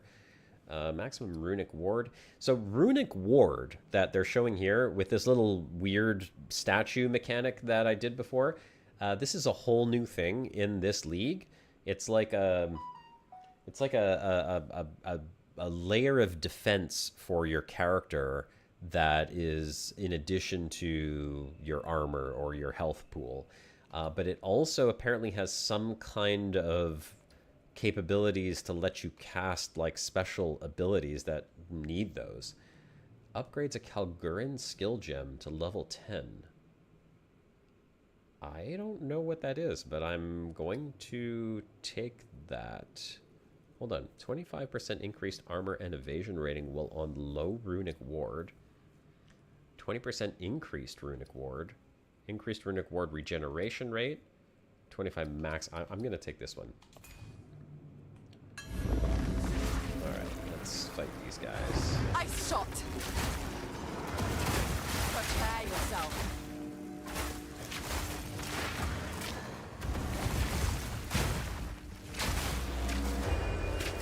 That one was easy. So, Thaumaturgic Flux. What is that? Where did it go? Upgrades a Kalgurin skill gem to level 10. Use. Is it one of these skill gems? Okay, I don't even have a Kalgurin skill gem. That's interesting. I don't have one of those. Do I ever play co-op? Yes, all the time. The only reason I'm not playing with the guys that I normally play with is because the choice of language that we use while we're on Discord and playing this game together is a little bit more colorful than what I would generally consider fit for my channel. So, and you all know that I have always tried to keep my channel family friendly. You know, I want to make sure that my kids can watch it and I don't have to worry about... oh, and there's one of them right now. So that's one of them who I would normally be playing with, and he's probably saying choice, colorful words right now to the other guy that I would normally be playing with. So that's my two buddies. And usually I am playing with them. Let's see. I will... Here. Let me show you why I am not playing with one of them right now. His name is that, and the other one's name, well, thank God it is not shown because he's offline, because it would be censored. So, This is why I am not co-op streaming right now.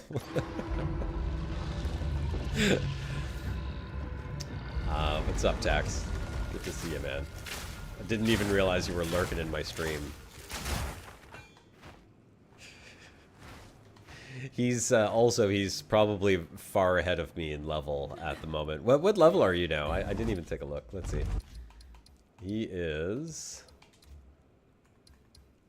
level 67. Okay, the guy just doesn't stop moving. His policy is floor is lava, and yeah, 67. I can't keep up with floor is lava. I'm just not as fast. Call it old age. But yes, floor is lava noob. That is exactly what I am, a floor is lava noob. So I am looking for, I mean, Tack, you can see I'm trying to go as quick as I can here. I'm just looking for where I need to go. Oh, here's another soul core. I'll grab that. There is a boss somewhere in here. Here it is. Ice Shot. That's what I was looking for.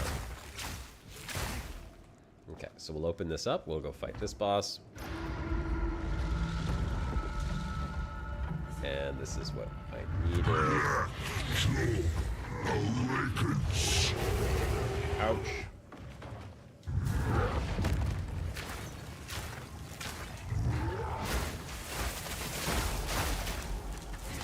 And we're gonna one-shot him. There we go. Just like that. And that's what we needed. So we've got this flame core. This is gonna give us 10 fire resistance. And then next on the list is open the door to the sanctum and continue on through. So we are going to go back up to that door. You don't know that you could take on such a grindy game right now, but looks like a lot of fun to play. You know, Aquatic, if you're not looking for such a grindy game as Path of Exile, you could, but if you find this type of game interesting, you could always go check out Diablo 4. I would love to play Diablo 4, maybe next season, when the new Diablo 4 season comes out in, I think it's about a week, excuse me, in about 3-4 weeks from now. I could always do a playthrough of some of that. You can see what it looks like to play Diablo. It is considerably faster paced than Path of Exile, with a very, very similar feel. It is just a bit more streamlined for more casual gameplay. But equally as much fun, and arguably I would say that Diablo has more of my heart and soul because I've been playing it for much longer than Path of Exile. Path of Exile kind of came out when Diablo 3 came out. I had already gone through, you know, years of playing Diablo 1 and Diablo 2. Good luck. So it just has a different place in my heart. Not to say that it's a better game, because I like both of them equally and for different reasons. Path of Exile has a deep complexity that makes someone who is, you know, familiar with these type of games very happy. I love what they offer in terms of the variety and the different types of game mechanics and the crafting that is in the game. But Diablo, I like the lore a little bit better, and it's something that you know, I've been following for, hell, I mean, going on practically 3 decades, basically. So, yeah, there's that. Nothing stays hidden forever. I don't need any of those, but I will take that. Yeah, check it out. And at some point in the future, I'm sure that I will get Diablo up on stream. The only thing is, you won't see the full Diablo experience if I stream it, because I don't have the expansions on PC. I have them on Xbox. I could play the base game on here, but that would limit some of the activity types that I would be able to engage with. Okay. Let's see what we got here. So this is another one of the seasonal mechanics. So increased energy shield, recharge rate by 30. Don't need that. Recover 3% maximum runic ward. attacks spend 5% of your maximum runic ward if possible to gain that much as added physical damage. That's interesting. Interesting. Okay. 5% maximum life is extra maximum runic ward. +3 to deflection rating. This is all new stuff, by the way. Stuff that I am not at all familiar with. Oh, hang on. I just turned my mic by accident. Increased armor evasion. Oh, I've seen that one already. Greater charging rune. Armor charging. Okay, no. Greater ward rune. No. We are going to go with the one that adds physical damage. Where is it? This one. Yes. Let's check this out.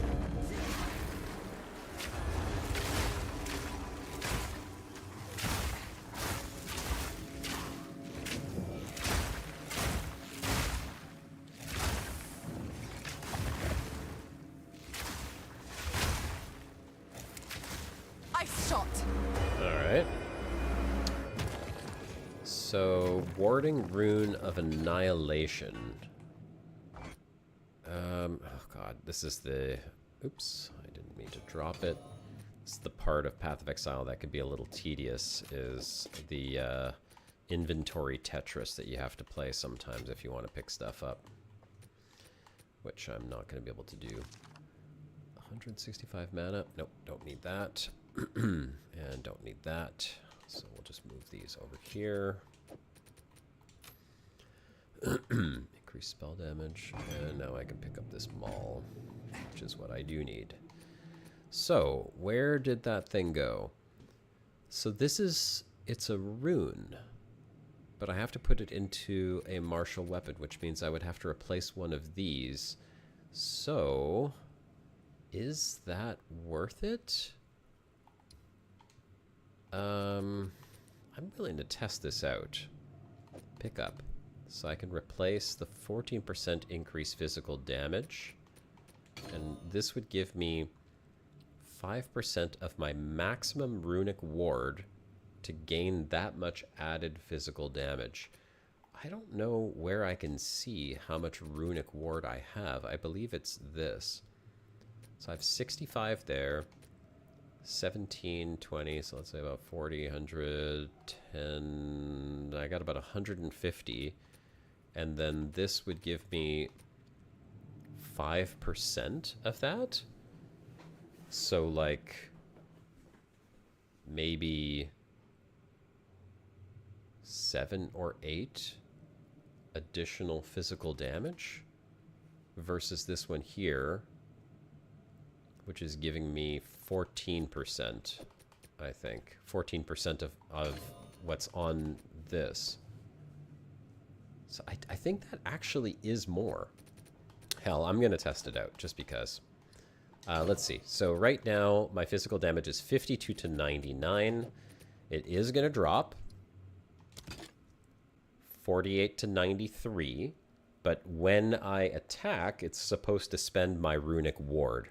So that's going to add more damage. I guess we'll have to see how that works exactly. And since I one-shot everything here anyhow... I mean, it kind of feels like I'm doing more damage, but it's really hard to tell.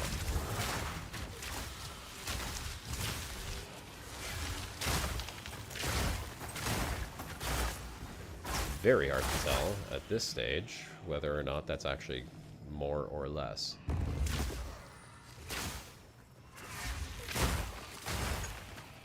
But we will assume it is. We'll assume it's more. Cool off. Kind of seems like it's doing more damage. And we do have to do a town run because I'm completely full up on inventory.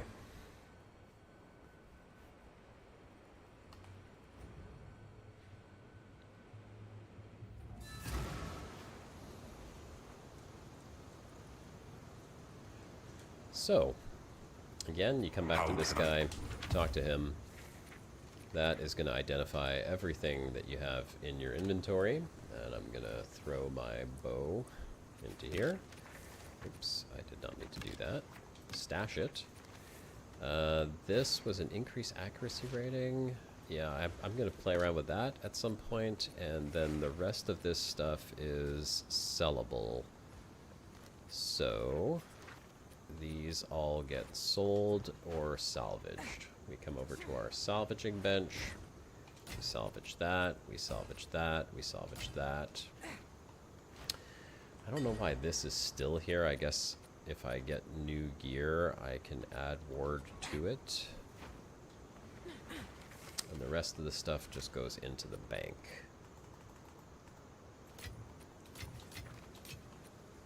So that's interesting. We'll figure out how that works exactly. Put all of these things away. And we're going to sort our jewelry into here. Don't need that, don't need that, don't need that. And all the rest of this is for sale. Might be where. Alright. Back into the sanctum, continuing on our quest. Yet Now we again, can pick I that must up. call upon Alva. And these power up these generators here. There's I need two to of them. find another soul core to use this. There's the soul core. Now you kind of see, again, coming back to the lore of the game, these bigger soul cores power bigger generators, and now this place is going to start lighting up. And that is going to eventually get us to the next boss that we're going to fight here when we find the other generator. So right now I'm just looking for the second generator. Running the wrong direction for it, of course. Generator 1 is up here. I'm going to assume the other one is going to be here somewhere. Ice Shot!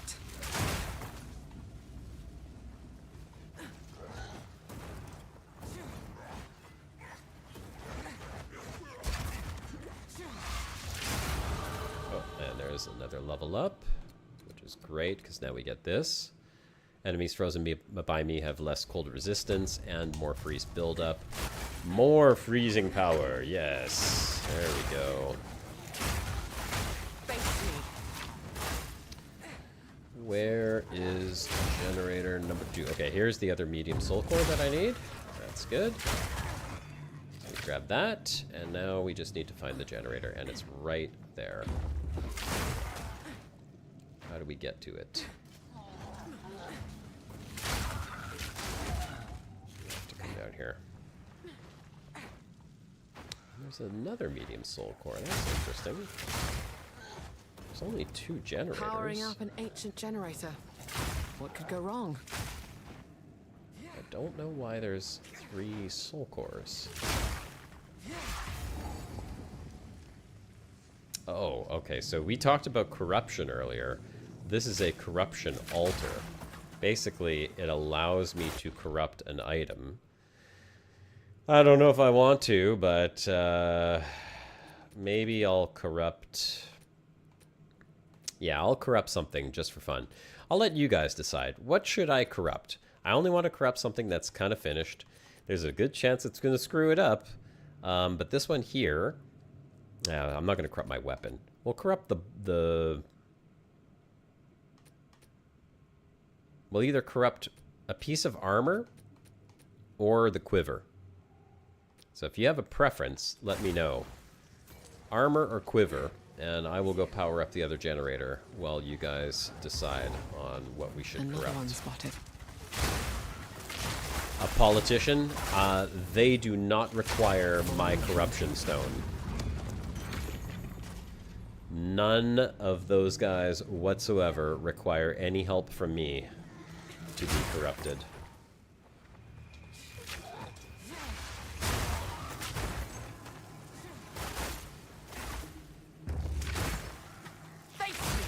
Where the hell is that turbine? It's got to be right here, right? Cool off!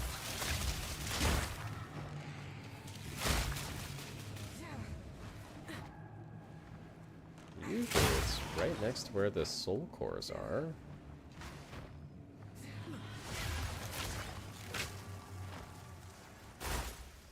Where in the hell is it?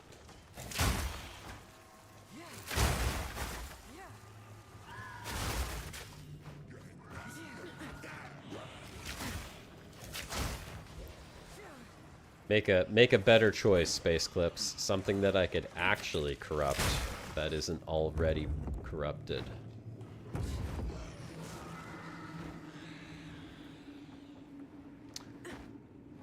Since we have a rather small audience today, which is kind of expected, since we're playing Path of Exile and not Elite Dangerous. Weapon balls or no balls? Of course you would say that. I mean, I guess. Okay, I will do it. I will corrupt the weapon, and it's going to completely brick my weapon, of course.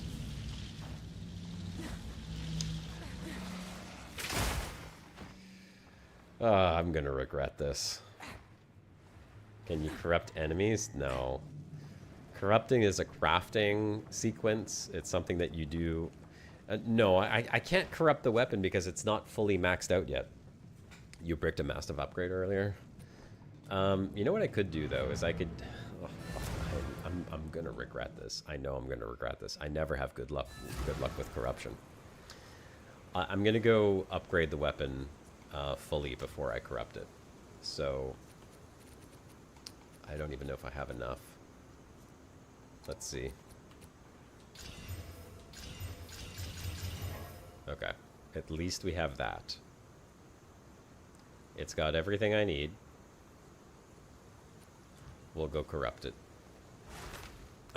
This is either going to be amazing or it's going to completely ruin my bow. Okay. As long as it doesn't take off this, or this, or this, or this, or this, we're good.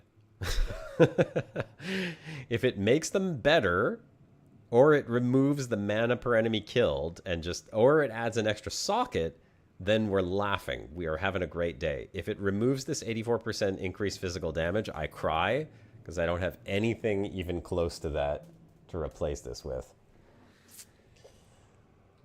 All right, here we go. Here we go.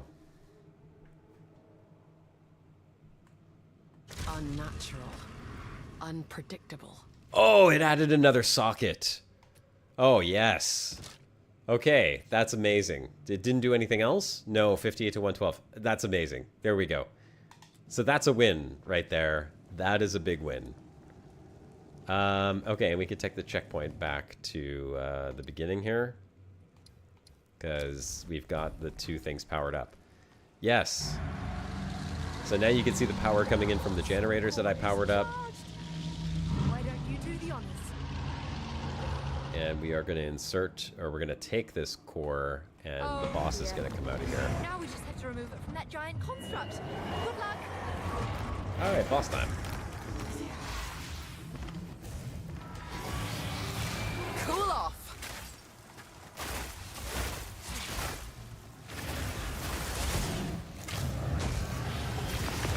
And boss is dead. All right. You should have shared. Now the core is mine. All right. I'm so glad my weapon didn't get bricked. Holy crap, guys, I'm telling you. I am so happy that I did not break my weapon. Okay. Now we are going where? So we've done this, we took the large soul core. We're going to teleport to the infested barrens. We're going to use this on the stone altar to enter the Matlin waterways. So the infested barrens are... Where are the infested barrens? Right here. I never, ever like corrupting stuff. It is the thing that I absolutely hate doing the most in this game. Hey, wait a second. Meet your end. Hold on a sec. Why? Normally this brings you right back to the thing.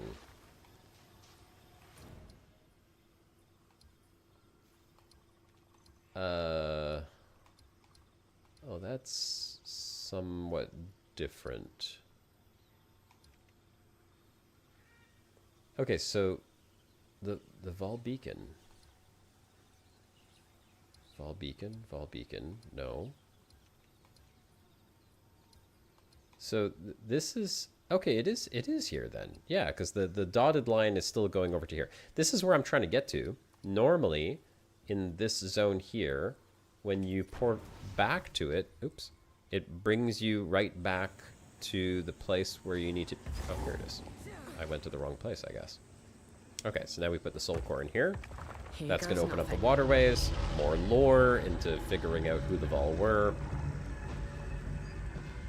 The chick's supposed to come. No, it just lowered the water. Now we get to go into the new zone.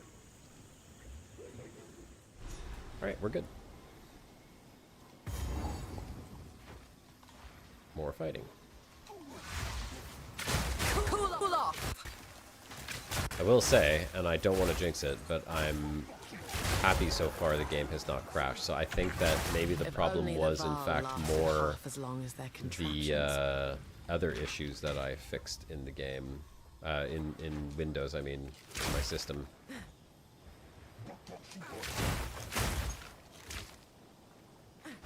Hopefully so. If the Azak value their lives, they'll steer clear of me. And this is interesting. They used to have buttons that Nowhere were to switches run. that you had to activate there. Now it seems like you don't have to activate switches anymore. It's just a pedestal that you stand on for a second. Which is kind of nice, not gonna lie. It's much faster.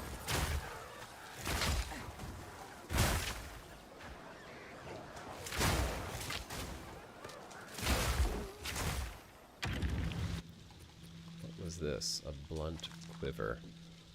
Adds physical. That's good. Life, dexterity, adds physical, adds fire, increases damage with bow skills.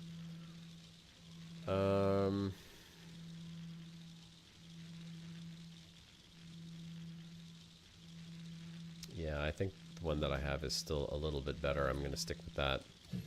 But I am going to upgrade my Ice Shot, because that's my main damage right there. I got a level 10 skill.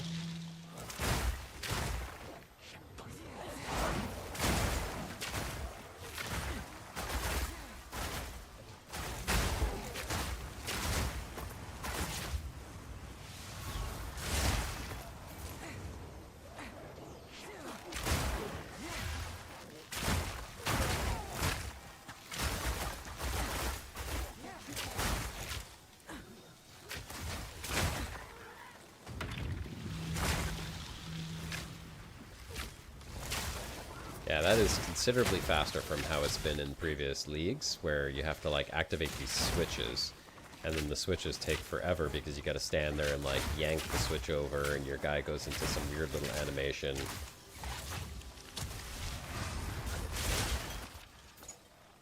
This is definitely faster and more preferable. I like it.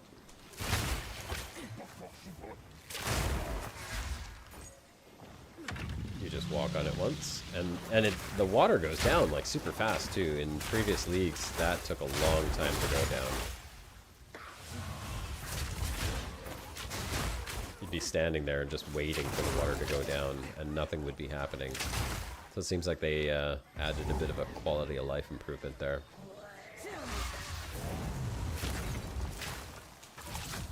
Let's see, one shot. Yep. And that's a level up.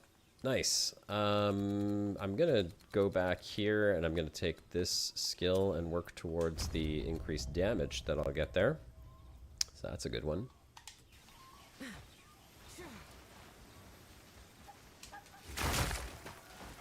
Another beacon. Almost done. And we are Just one one more. beacon away from being able to access the Vault Temple, which is that other endgame activity I was mentioning before. All I gotta do is find one more of those. Which way are we going here? I guess up.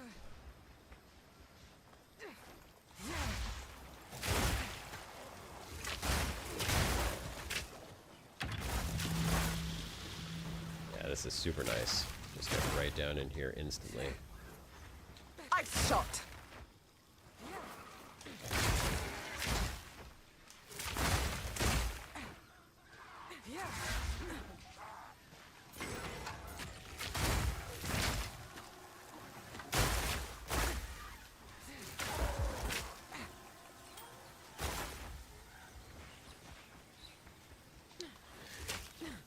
Continuing right along. There's our This must be waypoint. poor Survey's son. And this is different though. I don't remember this. This is my son. When he did I don't not remember return this at from all. the jungle, I feared the worst. But I still had hope. The warring tribes have taken that hope away. Promise me, you will not. Okay, well, get a belt out of it, so that's not bad. You are confident? This. I will always take free loot. Barbarian!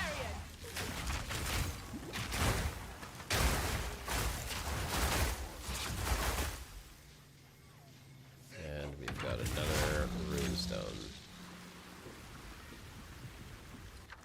Okay, unique jewelry, that's good. Or 3 times exalted orb. Oof. I think...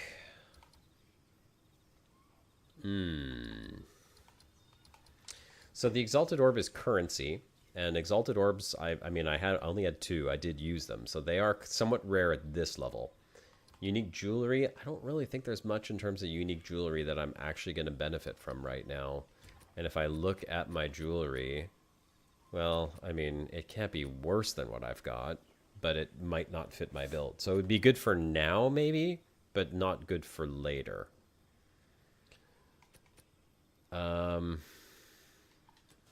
Why not? We could try a unique jewelry. Maybe we'll get lucky and get something really awesome. Oh no! I'm frozen! Okay, got out of that one. Cool off! Oh, I'm not liking this at all.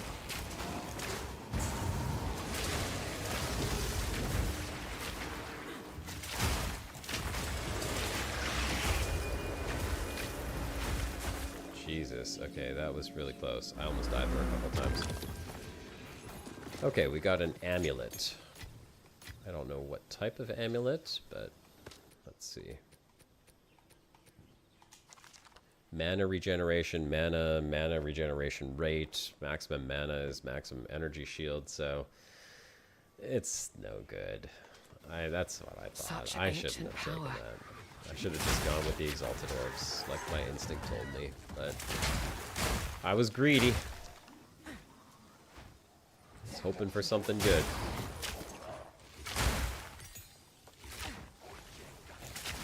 Violent, fretted. The greed got to me, boys.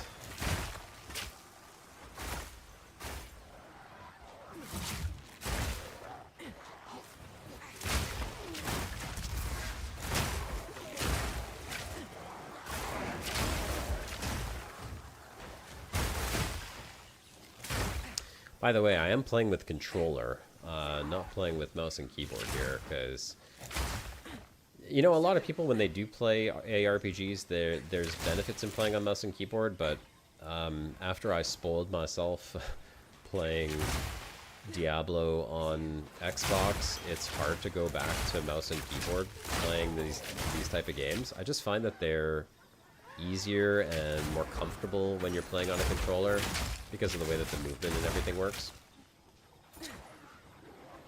Although that is a preference. So if you ever do pick up and play an ARPG like Diablo or PoE 2, whether you're on PC or Xbox, you know, I think you have the option to kind of like use both. Even if you're on an Xbox, you can use keyboard and mouse now. But I would say try a controller, because I think you may find it to be the better choice. Done. Finally. And there we go. So this is done. Now we are going to go back to town. And more of the lore is unlocked. Space Clips, are you still around? You want to see more of the lore? It's coming up.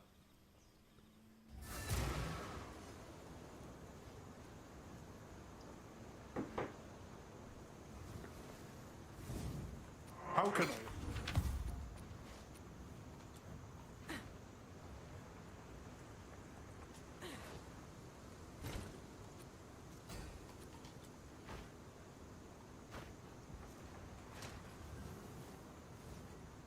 We're gonna sell that.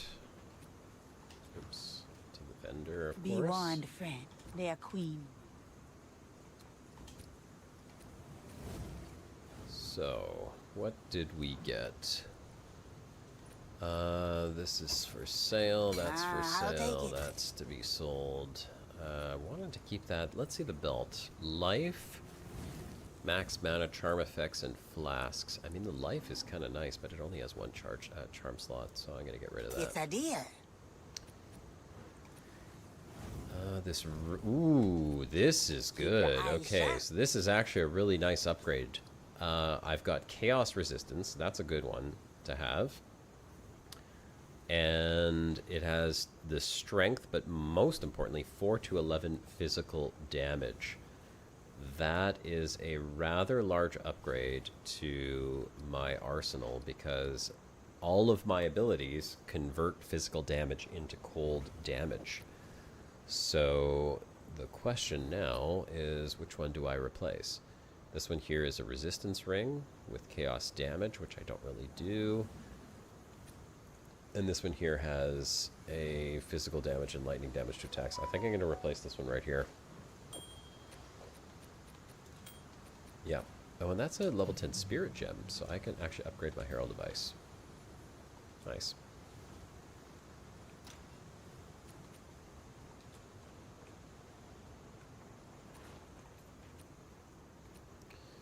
Okay, sick. That's pretty cool. Just dump these in here for later on crafting. I don't need that. I'm going to put this back into my jewelry stash. And we are going to take a look at what other skills I can upgrade right now. So, snipe. I think that's my big one. That's the one we're going to upgrade. And then we'll do one more. I have a level 9 gem. I guess we can upgrade barrage. I don't know if I need to. No, I don't think I want to.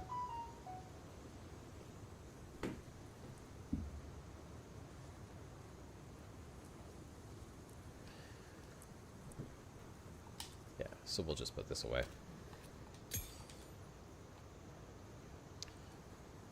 Okay. So we've unlocked that. We've gone to the Matland waterways. We used the big canal lever. We've gone back to town. We're going to go downstairs, talk to Alva. We're going to go to the drowned city down at the bottom. Alva is down So here. this This is is now what the open Val because came before it was for. underwater, but what we just did essentially was drained all the water and revealed this tremendously large temple that has been underwater the whole time. Beyond this sealed door is the Temple of the Sun. However, there's a piece. I recommend heading in. And Beyond, then however, I recommend. Until next time. we are going to go into the drowned city, and we're going to go look for the piece that's going to allow us to unlock the door and continue into the Sun Temple. Nature has reclaimed the city. Did I switch back to Vulcan? No, I'm still on DX12. The reason why the performance looks poor, I think, is because memory management in Path of Exile is so bad, Aquatic, that, you know, like, that's the reason why I think it was crashing in the first place. It's just, it's very bad for memory. It's kind of like Elite Dangerous. When I zone into a new zone, especially the more detailed zones, I hear the fans on my computer just going like crazy, crazy, crazy. Now, I don't know what it looks like for you. I'm still getting pretty decent frames here. Actually worse than before. It is like 30 something down from the 60 it was before. So I kind of feel like every league, they're trying to make things better, but it it's worse and worse. I don't know. The game could just need like a reboot again, because every time I go back to town and then go back to another zone and then back to town and then back to another zone, I'm pretty sure it's just eating up the memory because of poor optimization. Like, look at this. You're right. I'm down to like 30 something frames, 40 max. And the VRAM's up to 5.2 gigabytes. So maybe I'll do this, and then I will go ahead and just restart the game.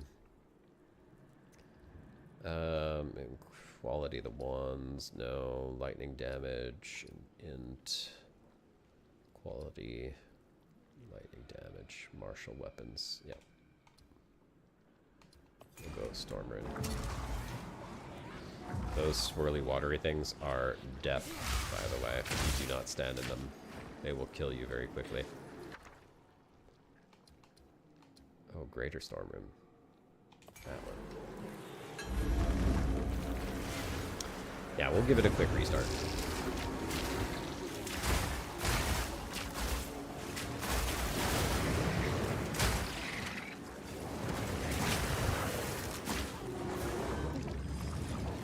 Some zones are worse in terms of optimization and memory usage than others as well, so that's just another thing that could be causing the problem.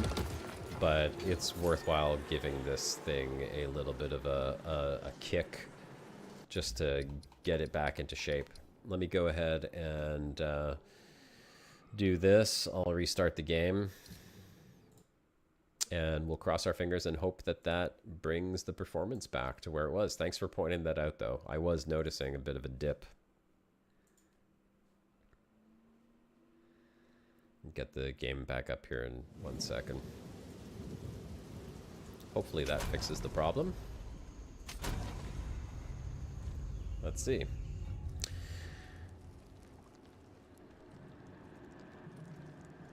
Oh, and of course it's going to do the stupid thing, which is going to force me to go back to the character screen in order to get my controller back on.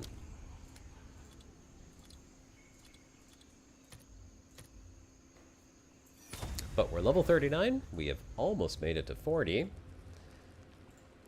And it does look a little bit better. Let's see. Yep, we're back up to 60 plus. Thanks for pointing that out, Aquatic. Sometimes, you know, you just get so used to the poor performance in Path of Exile that you don't even pay attention to it. I will say it's a lot worse when you play on console, and depending on the type of people that you're playing with and the skills that they're using, some skills can just like grind you down to a couple of frames a second. It is so absolutely atrocious. Like, that's one thing that PoE has always been notoriously bad for, is their memory optimization. But, you know, I've given them a bit of a pass on PoE 2 only because the game is not fully released. But I'm streaming this on PC because I ended up buying it on PC because the Xbox performance is so crap. Like, honestly, like, the last League and the whole Val Temple thing that I was telling you, it's like one of those mechanics that you can unlock. When you get into the Val Temple and you're playing with other people, it is such bad performance that you literally drop down to a couple frames a second on Xbox. It is unplayable. You can't see anything. You can't do anything. And I was enjoying the game, and I had to purchase it on PC in order to actually play. PC performance is much, much better. Of course, I'm playing at 4K as well. So if I wanted to improve my performance a little bit, I could always like lower the resolution down to like 2K or 1080p or something, but it looks good. I don't want to ruin my experience because of performance, you know? To risk my neck. I don't need to go... Oh, I think I do need to go into the Molten Vault, because I think they added something in here that I need now. Tak, are you still in chat? Did you have to go into Molten Vault to get one of the rune things? Or is there no reason to be in here?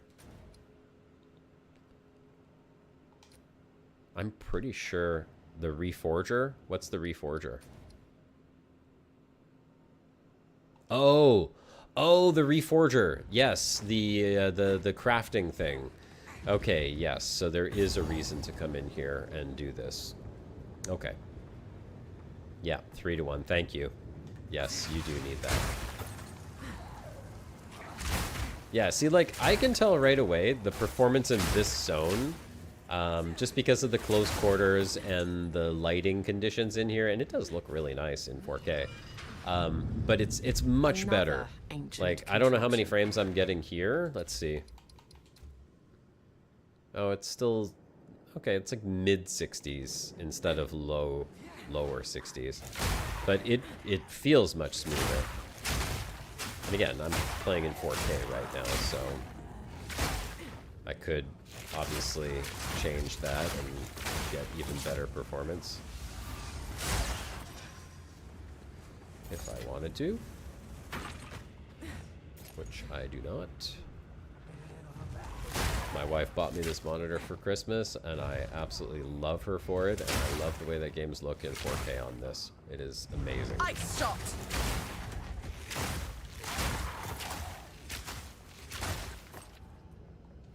Nope, can't go that way.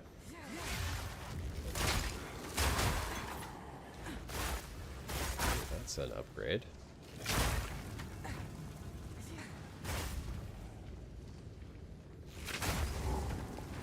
What is this? Stone altar.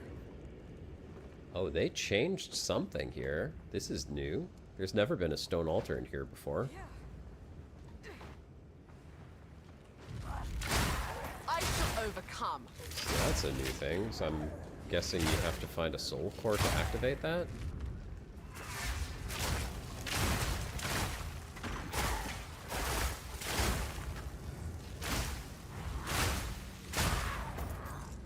Wonder what else is changed here.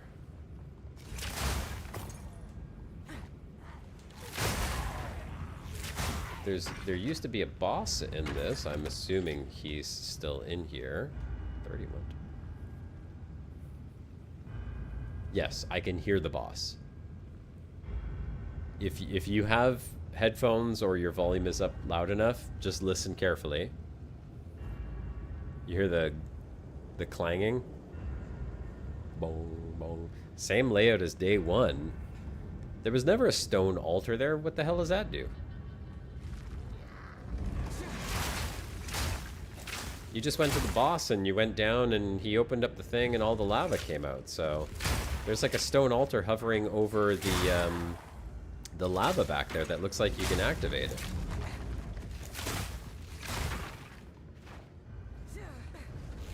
Although I'm moving further and further away from it right now. Map layout the same, but there's treasure now. Oh. Okay. That's good to know. Here's another one. Molten flow. Well, I haven't found anything to activate those yet, so... Am I looking for soul cores to activate those? I guess I am. Frost core. Okay. Well, there's one. So let's see what that does.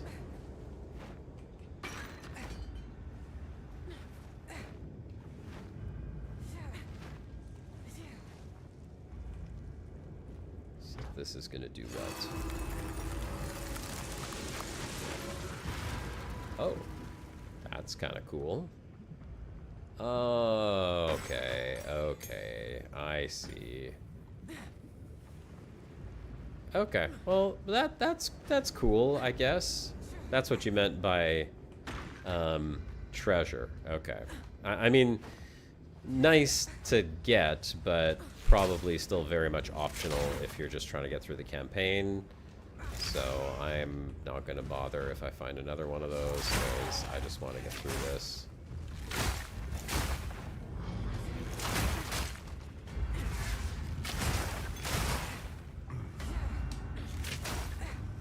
And we cross this bridge, and then we're going to see. There's the big guy. And that's who we're going to be fighting.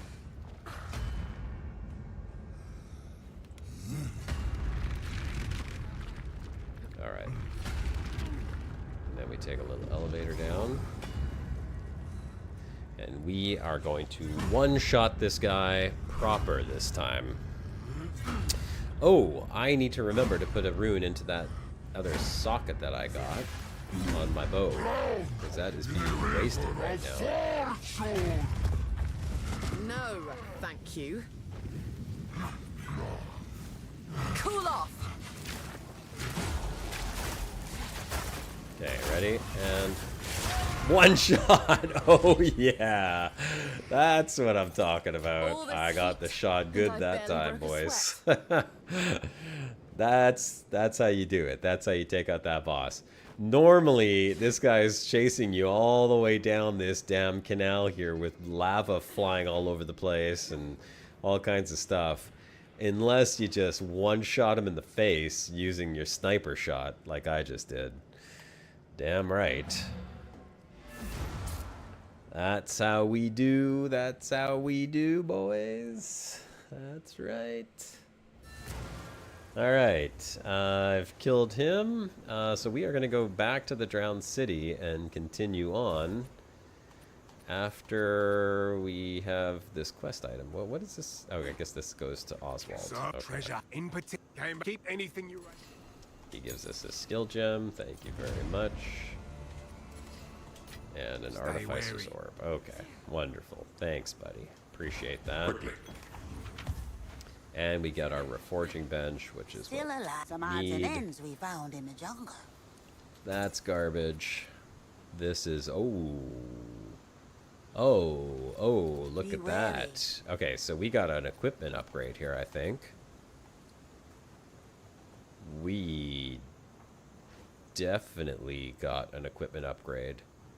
Some of it's kind of crap, to be honest. Like, I'm losing some dexterity and I'm losing crit hit chance. But it's got way more evasion rating than what I'm wearing right now. And a lot of life, which is nice. Okay. And if I'm really lucky... No, I'm not really lucky. Thought I might be lucky. We are going to equip that. And then we are going to put that on this anvil, which is the new seasonal thing. And we are going to upgrade it with some Verisium. And that's going to give us Runic Ward. Nice. That is a sweet, sweet upgrade. As soon as I actually get some more Exalted Orbs, we will throw those on there as well. And I can also upgrade Freezing Mark. What the heck is this? Bedved Crest of the Circle. Can use the Diversian Anvil to transform unique items? Okay, I have no idea what that is. I do, however, want to add, before I forget, well, this we'll put on. I want to add a rune into my bow, since I have an extra slot now. So we're going to put another physical damage on here. Look at this. Bam! 62 to 119. Crazy. Okay. This bow is turning into a beast. And we can continue on back to the Drowned City.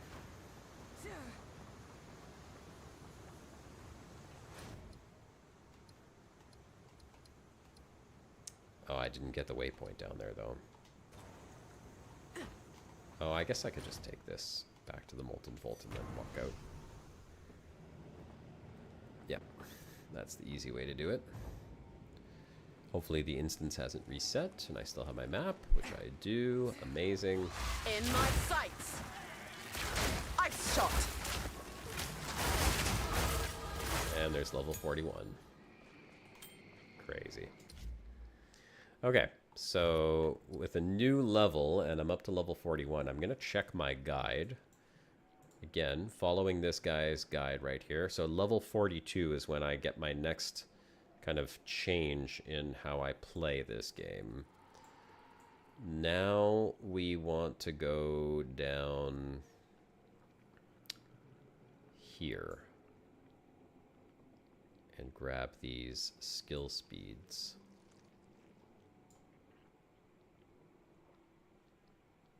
Yep. Okay. And I want to just check something because I still have not picked up anything that allows me to upgrade. Not that it's a big necessity, but I could probably upgrade a few more things if I do that. So we want to come down here, grab that, put it into dexterity. I really wish that I could fix this whole passive glitch up at the top. It says I have 4 passive nodes. I do not, but that's okay.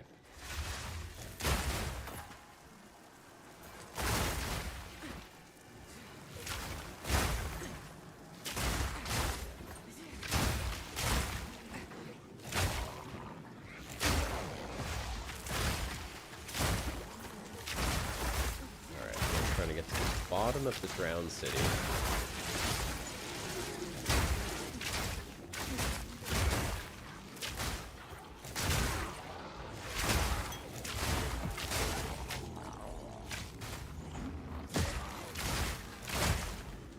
So we're just going to keep pushing through here until we get to the next zone. Shouldn't be too far away. There's a checkpoint right there.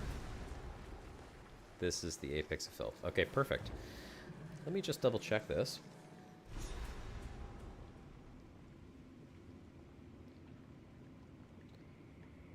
Let's see. So this is what I could smell. How Find apex repulsive. of filth. Take waypoint, go back. Find molten volt. Take waypoint, go back. Teleport to the Azak Bog. So I never did get the Azak Bog.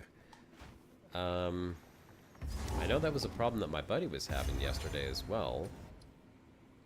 Where is the Azak Bog? It's up there through the Matland waterways. So how do we get there?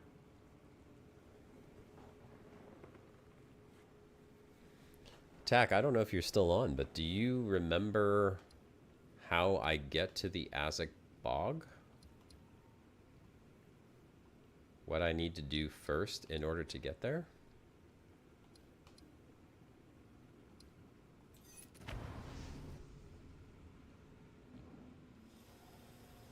Because I have not unlocked that. Ice Shot! I really don't want to have to go through the whole waterways again. But I might not have a choice.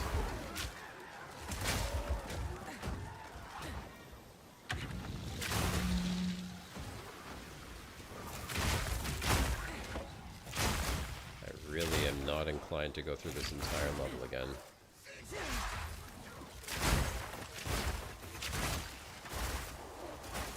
Hoping that it's just something I missed up here.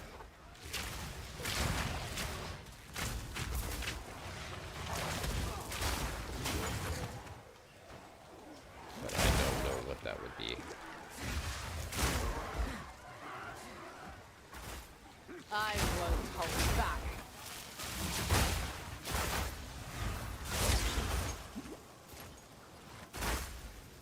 I don't know. I don't know what I missed.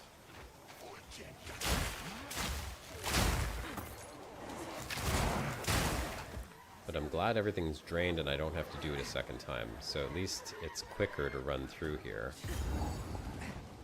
Something I missed though. Guess there's a way to get to the Azak Bog that I did not see.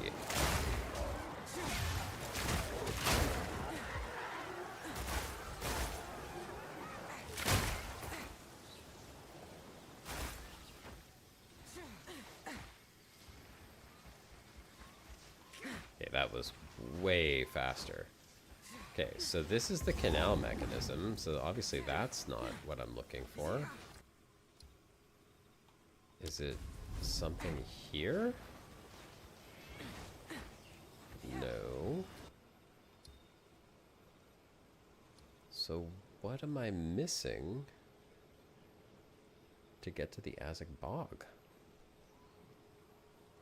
I wonder if it's just something around the corner down here. Well, we'll go check down here and see what is actually around the corner. I think this is a dead end. Yes, it is. So that's a dead end. There are some mobs back there, but I'm pretty sure that's just a dead end as well. I guess you gotta go up and around. Yep, up and around. Okay, this is also a dead end. Okay, so that answers that question. Is this a dead end down here, or is this the way?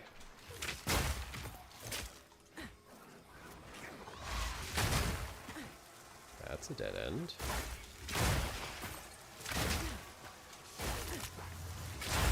Well, there's something here. No, nothing. That's a dead end as well. So, how do you get there? How do you get to the Azak Bog?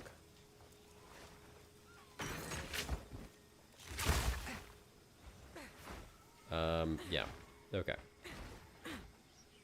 I'm looking at my map, and it looks like I have uncovered every corner of this place.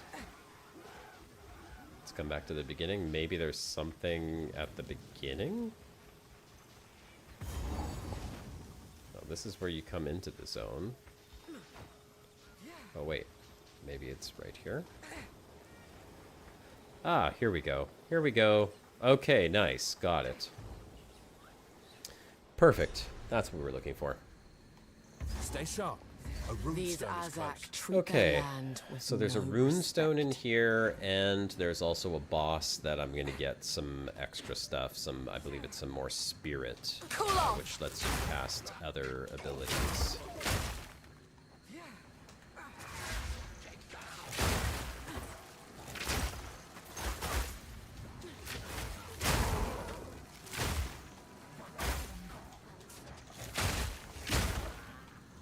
That's a dead end.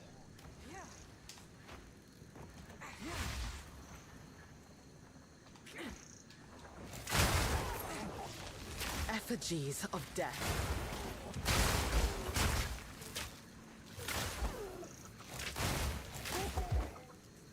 Okay, here's one of the rune stones. Okay, Verisium Pile, support scouring. Okay, are these the new ones? Are these the Kalgaran runes that they're talking about? I think they are. Generates remnants of Kalgar. Persistent remnant. Remnants of Kalgar buff. Chance to spawn a remnant on stunning an enemy no more than once every 3 seconds. I don't need that. Bitter Dead. Cold Explosion. Spend ward and target an area, transforming corpses into bitter cores that seek out enemies and chill enemies near them. The core explodes at the end of their duration, creating runes which deal additional cold damage over time. I mean, this kind of sounds like something that I would want, but it's another skill. And to be honest, I've got a lot of skills already sitting on my bar. I don't know how many more of these I can add on here. And it requires corpses, which I do not generate other than killing enemies. This one's on stunning. This does cold damage. Spend runic ward to cause damaging ice crystal spears to erupt from the ground around you. These spears can be destroyed for an explosion of cold damage. Something other than you. Okay, creation radius 4 meters, creates 8 grim pillars, eruption radius is 1.2, grim pillar duration is 10 seconds. They have max life, limit. This is AoE cold duration nova. That one sounds interesting. Supports attacks you use yourself, causing them to consume fully broken armor and enemies to fire a nova of runic projectiles.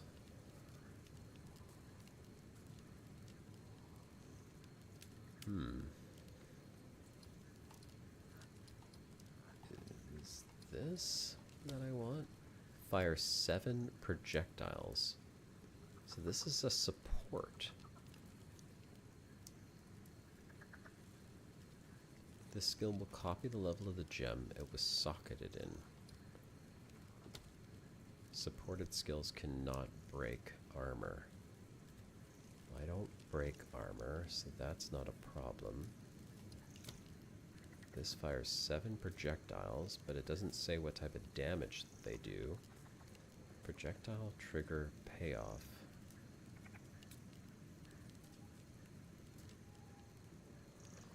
Attack damage 150. I think this is the only one that actually makes sense. It's a support skill. That's a spell. This is a buff that oh, okay. Remnants last for 8 seconds. 50% chance to spawn a remnant on stun. Nah, no, I don't need that one. AoE cold duration Nova. So this costs 38 ward. Yeah, you know what? I think I'm going to try this support skill.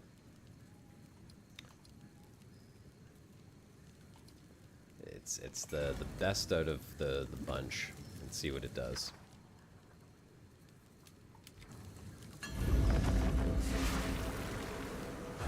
Ice Shot! Filthy thing!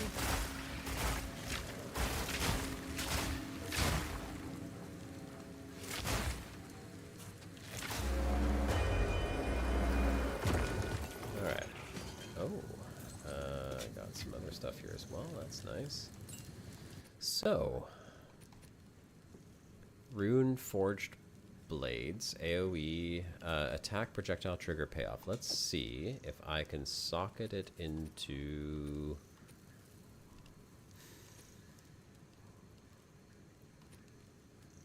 I can't put it into there. Maybe freezing salvo? No.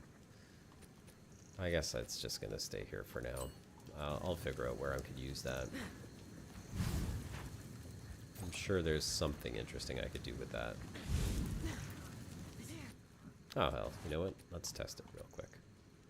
Let's put it in Ice Shot. We'll put it under...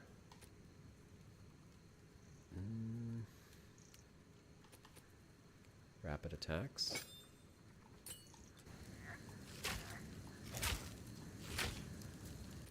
So wait, how does that work exactly then?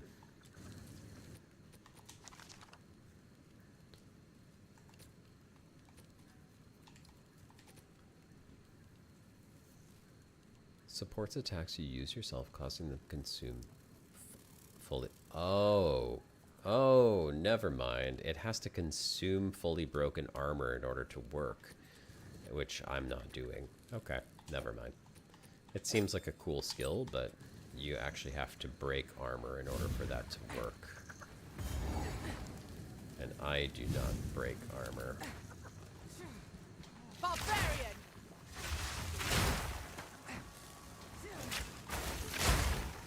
The boss I'm looking for is up at the top of the map, usually. So we're going to go this way.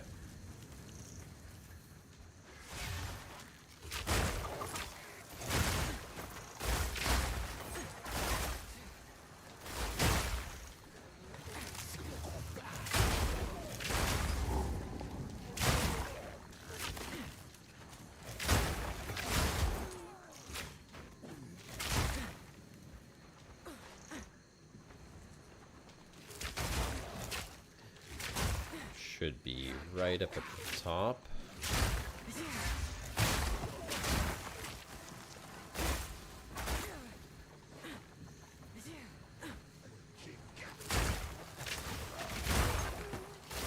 Ice Shot! Nope. Okay, not at the top. That is a level up.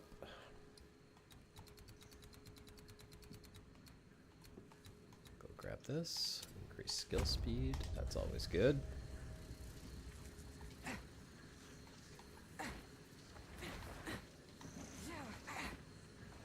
Maybe she's in the middle. Maybe they move her location.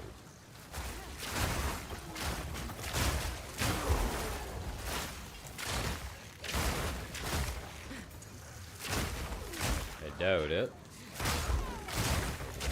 turned upside down and she's down at the bottom.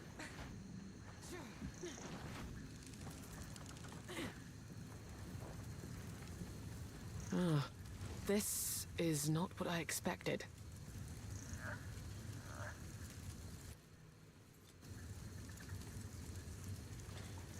Yeah, maybe it's down at the bottom.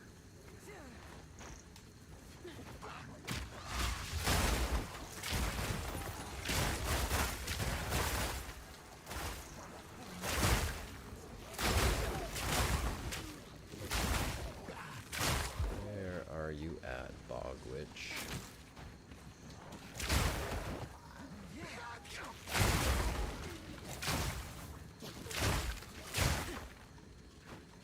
Okay, not that way. I really dislike these tight corridor type maps, but it is what it is. Not much you can do. Just run around and try to get through them. Okay, here we go.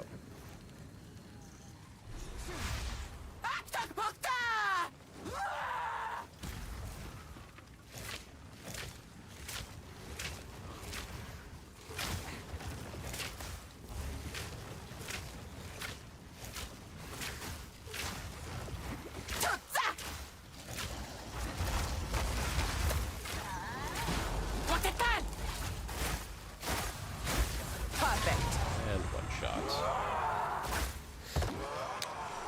Sorry, lady.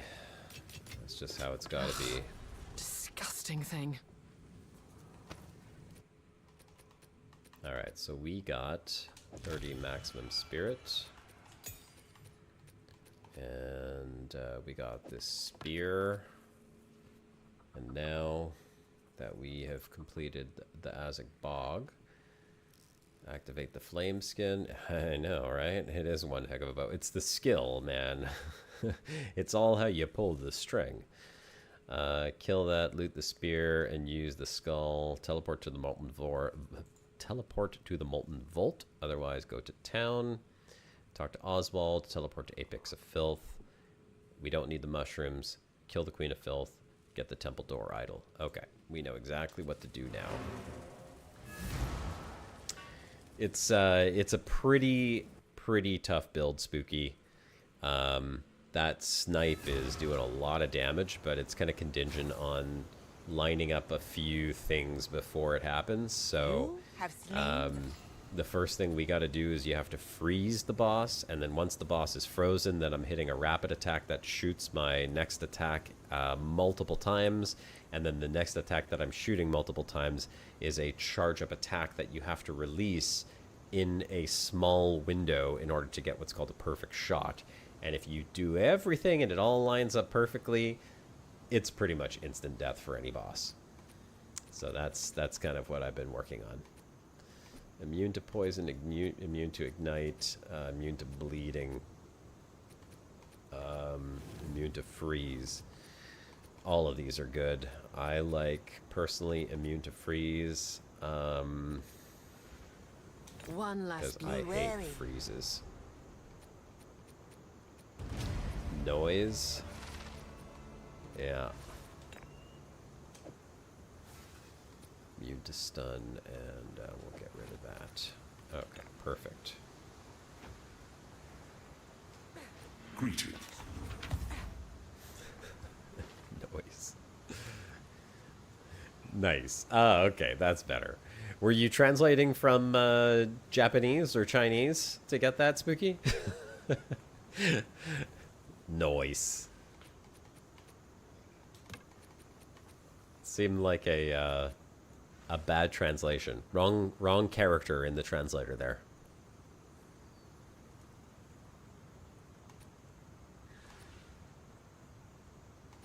All of the rest of this is no good for me. Yeah, that's what I thought. That's what I thought. All right. These are all done. That's done. This is all for sale.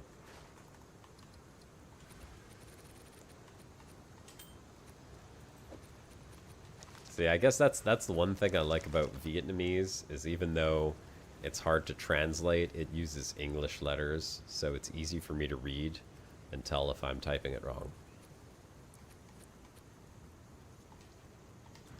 But I've got my Vietnamese vocabularies up to about 500 words right now. Once I double that, I can expect to be able to hold like basic conversations. Right now, I could just say like basic sentences, and I can't hold a conversation with my in-laws, but at least they understand me, and I can understand them now, which is kind of nice. I'll take It's it. very nice to be able to actually communicate some basic intention when I'm speaking with my in-laws, I will say.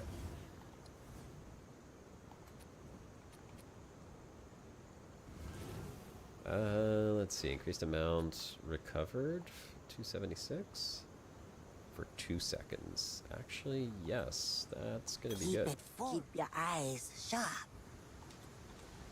Here to help. Don't drink the And water. we can upgrade something, I'm sure. Oh, wait. Oh, that's a spirit gem. Oh, well, since I have a second combat frenzy, I think this is the one that I want. Gain a frenzy charge when I freeze yes, this is what I want. I'm pretty sure this is what I want. Let me check my build. It is, and I'm level 42, so I have to make a bit of a change. Yes, combat frenzy. Okay, perfect. Oh, hold on. Because now that I am level 42, we switch up to here. So what am I missing? Ice Shot, Snipe, Freezing Mark, Ice Tip Arrows, Herald of Ice, Combat Frenzy, Wind Dancer, and Tornado Shot. What do I even use these for? I gotta start prioritizing quality. Freezing Mark, Herald of Ice, and Snipe. Let me check something. Quality, Freezing Mark, Herald of Ice, Snipe, Freezing Mark, Herald of Ice, Snipe. Okay, so all of that is the same. The difference here is we're putting 2 separate weapon sets on. This is one of the more complicated things of PoE. I guess we're using the same weapon set for both, but we're using something for buffs and then going into other skills for our primary. The one thing that he's got in there is Thawing Charm, which is the one that I'm using. So we'll get to the rest of that stuff. Freezing Mark, Herald of Ice, and Snipe. If you drop a second Greater Jewel Orb during campaign, use it on Ice Shot for Fork. First one goes to Snipe for more boss damage. And we're throwing in Elemental Focus. I have not seen a Jeweler's Orb drop yet, unfortunately, or not a Greater Jeweler's Orb.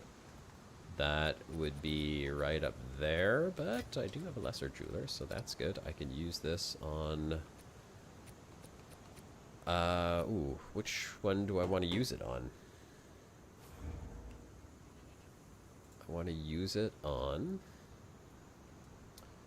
Snipe, Ice Shot, Freezing Mark, Herald of Ice. Okay. So I've already got Snipe, Ice Shot, Freezing Mark. So we're using it here. And then we want to upgrade Freezing Mark, Charged Mark, Prolonged Duration 2, and Eternal Mark. And I could put Elemental Armament 2 on both of those. So let's grab our skill gems. We'll take that, that, just in case. And we are going to go Engrave. Rapid Attacks, Elemental Armament, Ice Bite.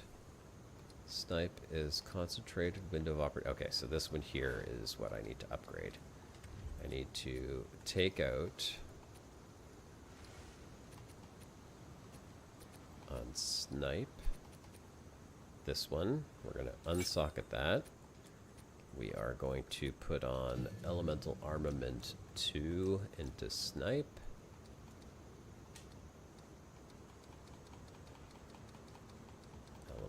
armament 2. That's more damage.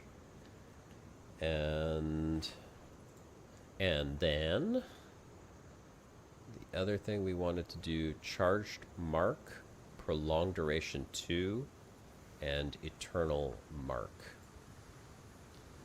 on freezing mark. I've got I've got prolonged duration 1. So freezing mark, we're gonna do charged mark.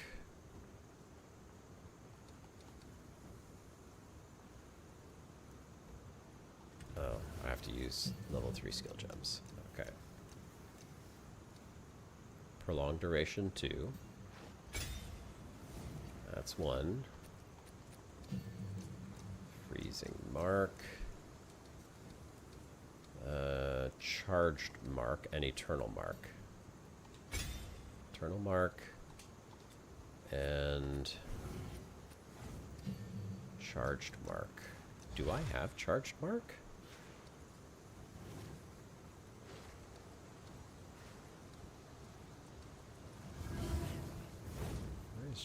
Charge marks is level 5. Okay, I can't even do that one. I don't have the skills. I don't have the right ones for it yet. Well, that's fine. What's the other ones that I can upgrade? Snipe, concentrated area, window of opportunity, elemental. Yeah, got all of that. Rapid attacks 1, elemental 2, ice bite 2 on ice shot. Do I have that on ice shot? Rapid attacks, elemental, ice bite 1. Okay, so we'll upgrade that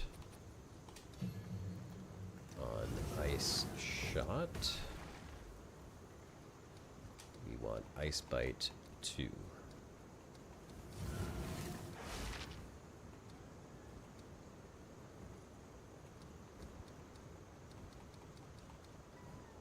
Ice bite 2. Done. And then we want to take this uncut spirit gem and we are going to take combat frenzy. And we're going to turn that on because that is going to give us frenzy. Nice. Okay, that was a pretty decent upgrade. Combat frenzy wants charged perfusion. I'll see if I can add that one in there. I don't know if I can. Herald devices, elemental armament 2, elemental armament 2, all of those. Rapid casting, cooldown recovery.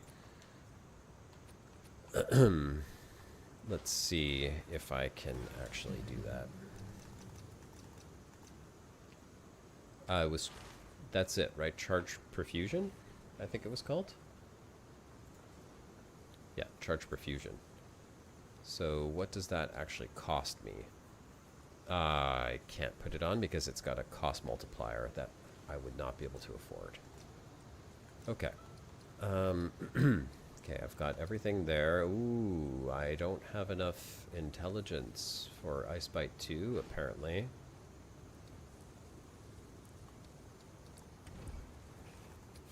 Oh,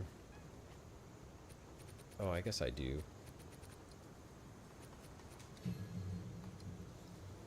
Magnified area, elemental armament 1, so I can get rid of that.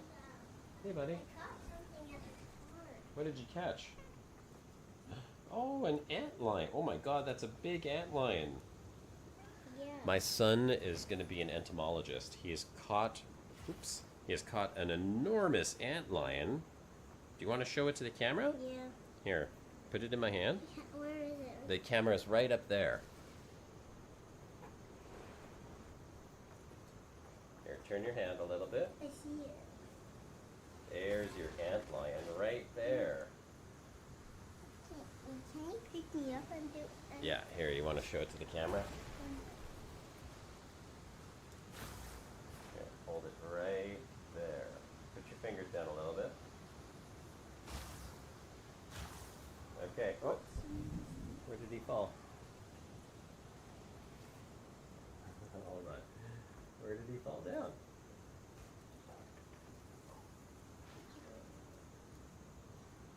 Hold on, hold on. We lost an antlion. I'm on loose. Okay, watch out, watch out. He's got to be here somewhere. He couldn't have gotten that far. Here he is. He walked over Okay, you got him? here. Okay, here Look at you... his jaws. Yeah, he's huge. Ready, Wow, he's got some big jaws. ready is right. Can you close the door for Daddy, please? Thanks, pal. That is my son, the future entomologist, right there. I tell you, that kid is not afraid of any bugs. He just walks up to giant spiders and picks them up in his hand, and he's like, I'm going to go put him outside and save him. He is fearless, I tell you. All right, let's see where we were at. I think I was upgrading... Yeah, he is fearless, man. Our fear is that we are going to, at some point, go to Vietnam to live at some point in the future. And he is literally going to be picking up every ridiculously venomous creature over there. Because that's just how he is. Okay, so this is what we need to get rid of. We're going to get rid of Elemental Armament 1. We are going to replace that with Elemental Armament 2 on Ice Shot Deadeye. There we go. This should be the last upgrade. Done. Now we can put all these away, and we are going to be way more powerful now.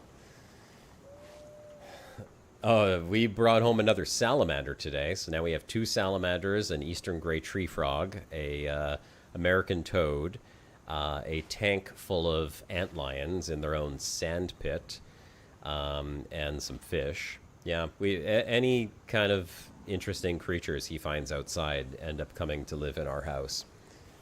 Which is okay by me. I don't mind it. I think it's great that he's so curious, and I love that he is passionate about animals, and I want to encourage that. I did not want him to be afraid of insects, so I have been, teaching him since he was a very, very young boy, I mean, little baby, to not be afraid of bugs, and he is not. He will pick everything up, including the bugs that even I don't like picking up, and... like I said, he is fearless when it comes to insects, so it's great. Yeah, so we've done the Azog Bog. We need to go back to the Apex of Filth, and we are going to continue on and wrap up this act. Apex of Filth it is. All right, now we get... to do some serious damage. We got a lot of incredibly strong upgrades to our gear. I am excited. I am excited. They're nice. Don't need to pick up these mushrooms. That makes But 3. we can anyhow. Ice shot! Oh my god, we do so much damage now. This is crazy. Ice, ice, baby. Do do do do do do do.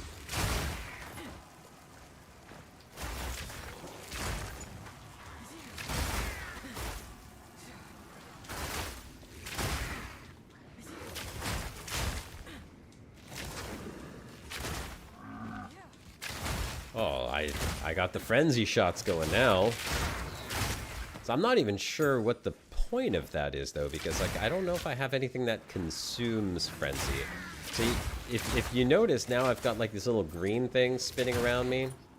That's because of that combat frenzy spirit thing that I just put on, but I am unsure how they work. My understanding, and I've never really used frenzy charges in this game before, but my understanding is that frenzy charges need to be consumed by another skill. And when they are consumed, they can add different effects, like speed or attack damage or whatever, to your skill. However, I don't believe I have anything yet that actually consumes those charges. Ah, here we go. Here's the boss. Oh, she is so sexy. Oh, yeah. Oh, yeah. Nom, nom, nom, nom. Who wants a piece of that? I think not. Ice shot. And insta-dead. I just did the world a this should grant us access to the temple. Gold amulet level 2. I'll take that. Fwah! Right? She's so sexy. I like. How much? How much would you like? She is number 2. Okay. Let's do this. Let's see what that amulet is. Oh, yes. Oh my god. This is amazing. Okay. The only thing is I'm going to lose this 11 strength, which means I will probably just have to reassign some of my dexterity points into strength. But this is huge. Increased rarity of items found is basically a number in the game that determines the chances of every item that drops of being of higher quality. Meaning, if currency drops, it has a higher chance of being a higher type of currency. If a piece of gear drops, it has a higher chance of being either magic or rare or unique or whatever. This has double on there. That's 32% increased rarity. I'm getting 23% increased critical damage bonus, which is 13% more than what I have. I'm also getting 23% fire resistance, and I'm getting increased max energy shield. That part, not that important because I don't use energy shield. But because it's a prefix and it's all by itself, I could probably roll that out and replace it with something else. And it has 2 open prefix slots. This amulet is amazing. That is amazing. Like, I can't even tell you absolutely how amazing that amulet is. Wow. Just wow. Okay. That is such a huge win right there. Very, very happy about that. The only thing that it's missing that would make it better is if it had a plus to skills on it. But because it has the 2 open prefixes, I think that plus to skills is a prefix. So there's a possibility that I could still roll that onto this. I'm not 100% sure. I don't recall if it's prefix or suffix. Crossing my fingers, hope it is prefix, because that's just an amazing amulet all around. Absolutely amazing.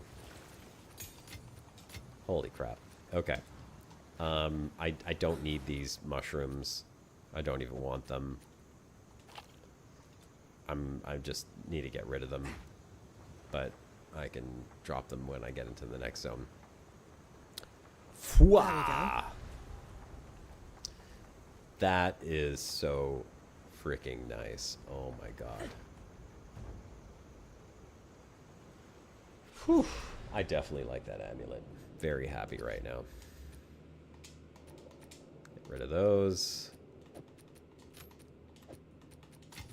Get this. Now we're in the temple. Overwhelming. This is a relatively short level. This is an interesting level though, because if you stand in the sun here, it burns you. There's literally a mini sun in the middle of this temple. Ice shot. It's kind of a cool mechanic, so you have to kind of stay in the shade.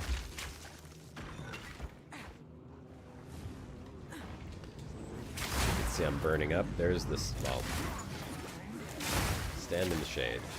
Stand in the shade. Ooh.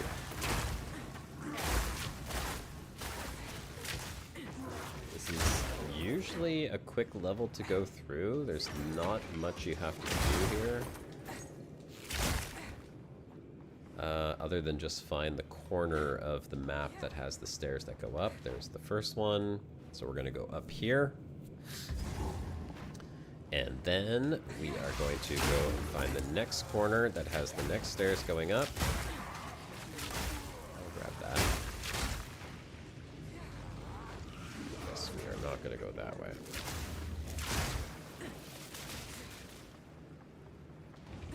Maybe we're lucky and it's right down here. Not quite that lucky.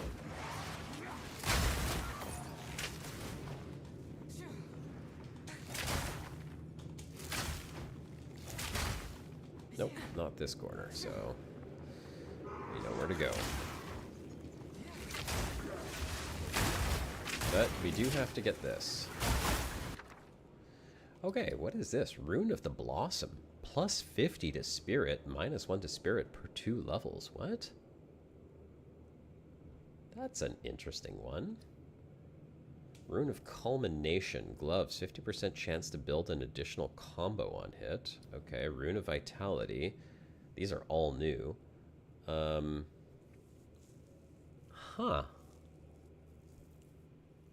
80 to max life. Shield bucklers recover life when you block.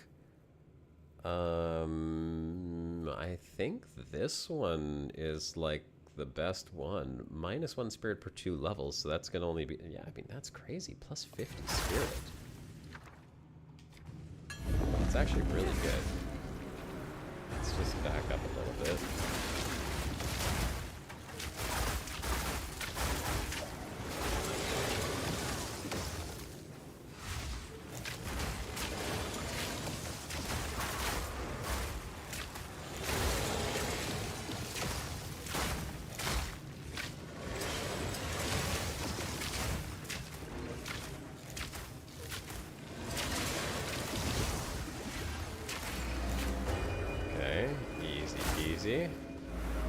Let's get that rune.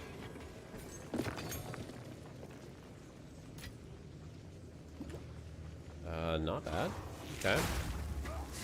Ice Shot. That's an interesting rune. I've never seen that before. Obviously, it's part of the new mechanics. Now we fight a boss. This guy's gonna get one shot in the face, just like the rest.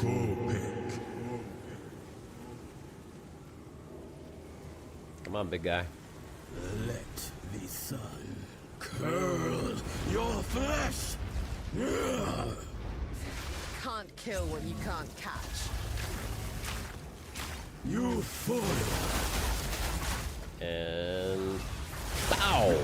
A trapped animal will lose Oh its my mind god. This eventually. is too good, man. Too good. I'm Vile one shot ingenuity every single never boss. It's ceases absolutely to amaze wild. me. I wonder what.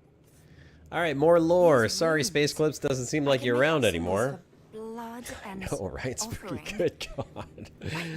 Space Clips, if you were still here, this is Offering another is part of the someone lore. of So we vile have blood. unlocked the temple, and now Alva, our fearless explorer of Val Descent, realizes that if she puts a little bit of her blood into the middle of this pedestal, something crazy Oh, happens. this is truly something. The apex. It's opening. And the apex of the temple opens up, and lo and behold, something is going to stir at the top of the temple, right in the middle We're of back in town. the encampment? I can't believe it. We were right on top of this device the entire time. And it goes brrr. Gateway Some sort of to gateway. the How past. incredible. It's a time portal. What have you learned? Spoiler alerts. Thank you. Servi, where are you, Servi? Talk to know me. not what you do. We don't need this. That's garbage. This, ooh, 15% increased movement. Yes, that's gonna be a good one. Okay, we're keeping that. That's getting salvaged. This is gonna get sold. This is going to get sold, and that one is gonna get sold. Keep your eyes shut. Those boots might actually be good. They are 15% movement speed versus mine that are 10, and they are pure evasion, double the evasion, so yes. And they have good fire res on them as well. Let's go put some runic ward on them. More movement speed is always a good thing.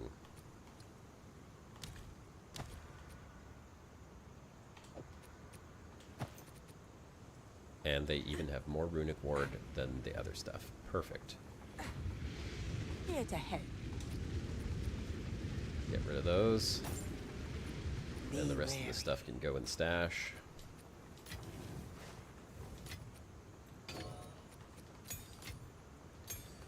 Beautiful. Oh, wait a second. Was that a level 11? It is level 11, and that is also level 11. We are upgrading skills again. We are going to up... Oh. Huh? Where's my ice shot? Wait a second. Are they already level 11?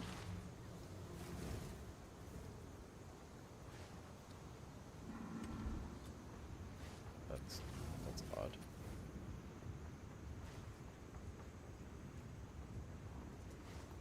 What's going on here? Why don't I have enough dexterity? I am... Oh no. Oh no. Wait a second. Do these have dexterity? Oh, they do. They have 11 dexterity. Oh, crap. Okay, hang on a sec. That's a problem. I need 65 dexterity there. 65. And how much do I have? 59. No. Can I get rid of one of these? Can I switch this? Quickly. Oh, I winds hope this changed isn't going to direction. screw everything up. Cross my fingers. I will turn this into dexterity. And see what that has done. Hopefully... no! Okay, well I can't switch the boots then. That's unfortunate. Quickly. I'm Time gonna to have learn to wait something until new. I have something else because I need the dexterity that the boots are giving me. Bummer. I'd like to keep those boots, really. They are really nice. Oh well. But that means, yeah, that means I can't upgrade these because I don't have enough dexterity yet. Dang it. Dang it. Oops. Wrong stash. Gosh. Oh, yo. I forgot my buddy put this in here. Okay, hold on a second. Press to projectile skills. Yes. Lightning damage, cold damage bonus. I am losing the fizz damage, but increased crit damage. Increased damage with bow skills. I don't know if this is better than what I have. Let's take a look. I can't even put it on because I lose the dexterity. Again, I'm at the limit of my capabilities for dexterity. That is causing me a little bit of a problem right now. That will be a problem I have to solve, because if I can't solve that, I will not be able to upgrade anything more than where I'm at right now. So I'll just have to work on getting more dexterity through something, piece of gear or skills or something like that. Alright, Are these? so now we are in the past, and this is the last kind of part of this act, although it is a fairly lengthy part of the act. We're gonna get through it real fast though. Fast as we can. There they are. Don't touch me! Ah, I was hoping to avoid conflict. No, there is no avoiding conflict with these guys. Ice Shot! Prepare yourself.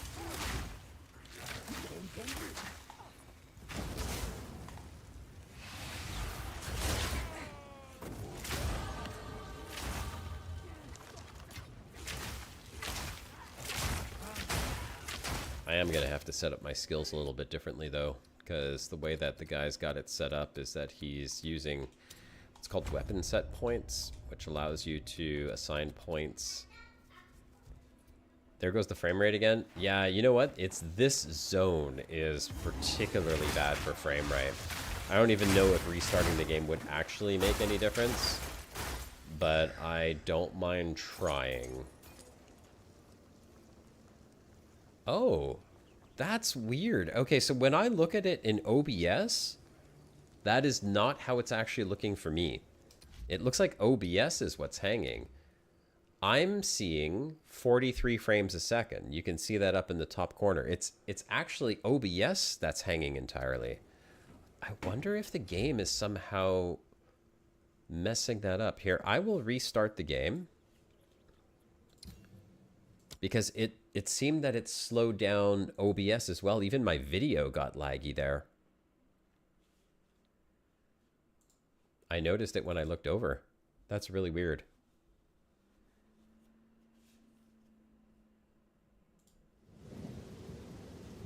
Okay, it seems like it's okay again. Yeah, we're good. Wow, that was crazy.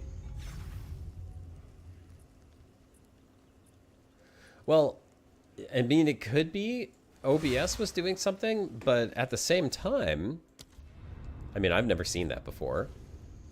I'm also, at least, not having any issues at all with the game crashing, knock on wood. I mean, I have closed the game a couple of times, and I don't know if they put out any hotfixes since last night, but at least the game has not crashed, so that's a good thing.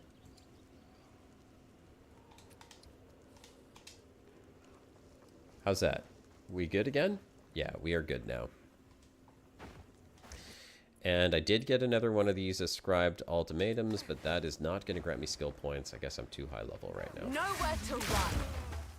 Cool off. Oh, that's perfect. I got the sacrificial heart. I need that. That is going to give me 2 skill points. And we are looking for... That was really all I was looking for, was that. And now I could just go straight to the boss and shoot her in the face one time and win. Because that's how we do. That's how I roll. Shoot him in the face and win. Yeah, we'll take that, just cause. I can hear the boss. We're already close.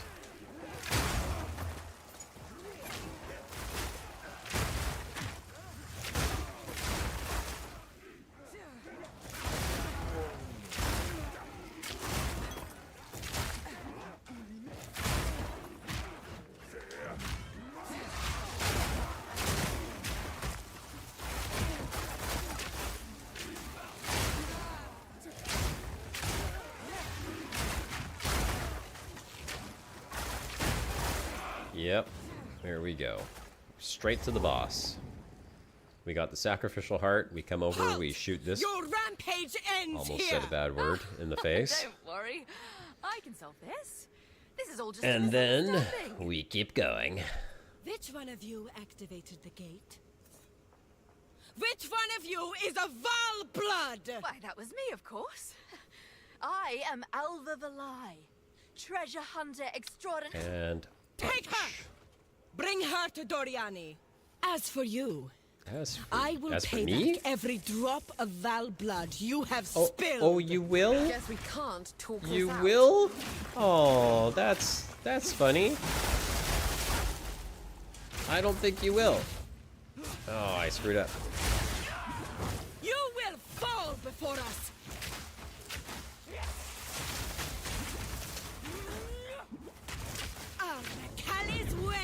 I messed up. I could have taken her out in one shot, but I didn't. Now I've got to play the dodgy game.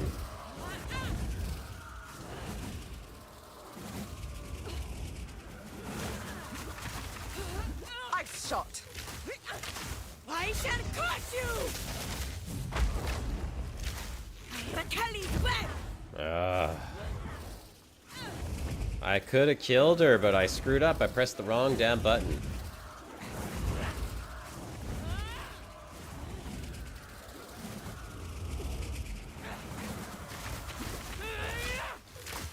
I shall crush you!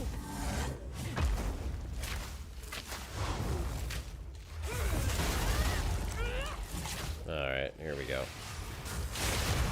And over. That's what I should have done the first time. What trickery is this? Where did she go? Really should have done that the first time. Let me just double check my mission guide.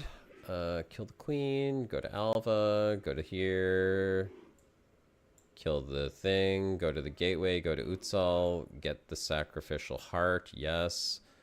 Kill the Viper Queen, enter Agarat, use the sacrificial heart, kill Doriani. Okay, that's what I figured. Doriani is the last boss of the act, and all you need is that sacrificial heart. I don't know why it says optional. That doesn't make any sense to me at all.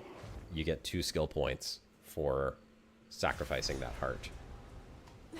That seems absolutely non-optional to me. To think everyone here will die. All because of one woman and her pet thaumaturge. Nowhere to run.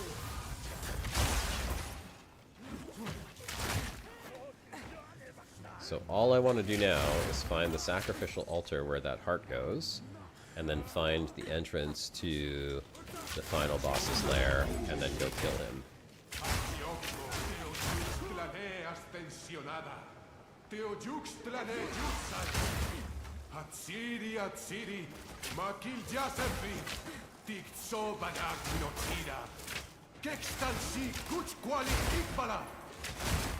Wish I could understand what he's saying. Okay, it's near here somewhere.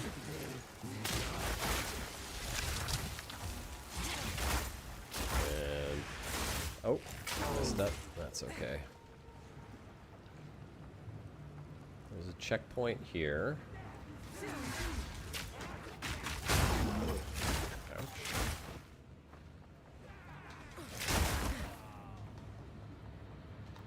Usually it's near the edge, like this.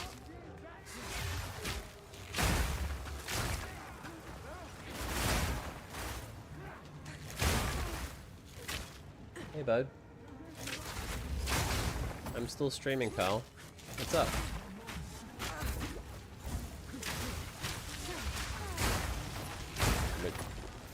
How many was You want to show the camera your salamander? Yeah. Okay. This guy's pretty chill. This guy's pretty chill. All right, he wants to show you guys his salamander. So we're gonna. Oh, this guy? Yeah. Okay. He didn't farm out anything. Yeah. I Let's picked see. him up and he's pretty chill. Is he underneath the wood right now? I know where he is. Yeah. Oh yeah, he's pretty chill. Here, you hold the wood. Oh, all the isopods are there. Yeah, did you not see them? Okay, let's see. I'll try to hold him up here. Can I hold him in my hands? I'm trying to show him to the stream. He's right there. They can see him. He's right in the middle. Move it more. Move it more. That's the wrong side. Move it more to the other side. He's right in the little. Oh, the other side. Yeah. There he is. He's right in that little hexagon right there. Yeah. Okay. That's good. Now I'm gonna go put him back in my room. Okay, go put him back in your room. Let's put the cover back on. Yes, I can. They say he's cool. So that Spooky a lot says that he's really cool. What? That's the people in the stream saying that your salamander's really cool, buddy. I'm gonna show. Here you go, bud. Can they hear what we're saying? You come talk right over here. They can hear what you're saying. I even have another salamander. Yes, you have another salamander that you caught today, right? Yeah, I can show you it. Hey, bud. We're not going to show any more salamanders today, okay? Here, can you take this guy? Buddy. Here you go. He Take him. didn't dig. It's okay. Take him back to your room. Bye. Bye. Daddy, me and Mommy are planning on making cookies. Just like Okay, gutting an that's really animal, cool, in a bud. sense. Thanks, guys. He's, like I said, he's very passionate about his animals. He's got a big heart. My wife bought lobster the other day because they were on sale, and he got extremely emotional when the last lobster that he really wanted to keep had to go into the boiler and get cooked. He did not want that lobster to die. He was very, very, very sad about that. And I'm sure that he'll be back here in a few minutes with the other salamander. I took him out to the woods today. We were, yeah, I know. Took him out to the woods while my wife was doing some grocery shopping, and we lifted 2 rocks and found 2 salamanders, one under each rock. It was the first rock and the second rock that we lifted. He was super thrilled. So now we have a second salamander in the house. I gotta check my guide as to where these points need to go now. Alright, so we did that. We did that. Up here. Looks like we're going up here and grabbing Agile Succession for attack speed, but also this Wild Cat. Oh, that's plus 10 dex. Okay, I actually need that, and that increases my evasion and deflection. That's a pretty good one. Yeah, I think that's where I need to go right now, is this evasion rating, and we'll get up there. Give myself a little bit more defense. My offense does not seem to have any issues. That's my little guy.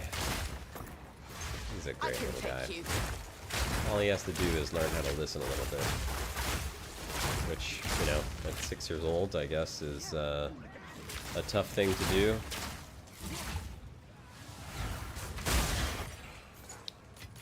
Bam.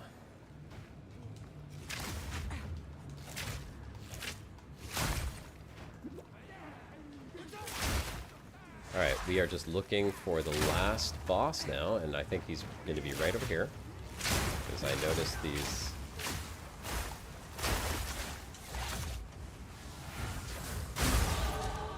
Ding, leveled up. Nice. 2 more levels will be right there. Usually it's here. Yes, it is. Oh, let's grab that checkpoint. Okay, this is where the last boss of the act is. This is where we'll likely end our stream when we kill that boss. Hey, bud. No more salamanders right now, okay, pal? Oh, you just want to watch? Okay, you can watch. Ah, yes. Alright, Another so arrogant somewhere man in erects here... a statue in his own honor. How vulgar. Mummy would not like you watching this game, by the way. The intruder is here? What of Napwazi? I see. No mercy What's that, then. Bo? Kill her on Want to sight. see how good I am? Daddy's a pro. That's how good I am. I've had worse welcomes. I've been playing this game for more than a year. Before you were born, pal. How old are you? There is no time for this. You're 6? Aziri will soon commune with the Yeah. beast. Cease your assault. Is that a long time? When were you born? How come it's hard to remember when you were born? Because it's hard to remember when we were born. I don't remember when I was born. I know what year I was born, but I don't remember it. When I was born, was it 55? Was who 55? Was that the day on 1 year? Stop that this at once. No, I take you no were pleasure born in harming in one of my own. 2020. That But was the if year you you were born. persist, I will do with her what I must. must. Yes, and you know your birthday, right? What's your birthday? That's right. Okay, here's the last boss, buddy. Oh, it's a world boss? This is the last boss of the act. Please don't touch that, okay? Please don't touch that. See? Look, you made it so I can't run. Alright, so you're not going to touch that. You want to watch the last boss. Don't touch it, please, Edward. At the eve of the end, But we're not touching, the demon okay? of Azawatl has finally I can't move it on the other screen. I need it to be on this screen. So be it.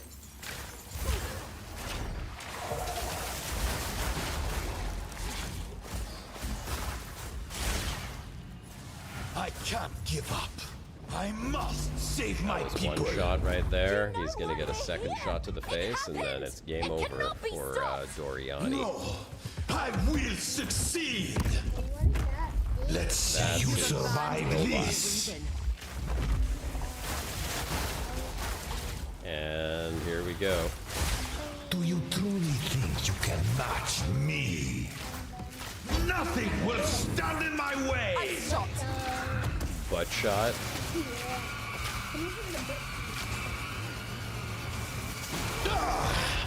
No, That's it. He's done. not fail me. Post. Not now. Are we going to get to your own YouTube stream, buddy? All I've Yeah. done.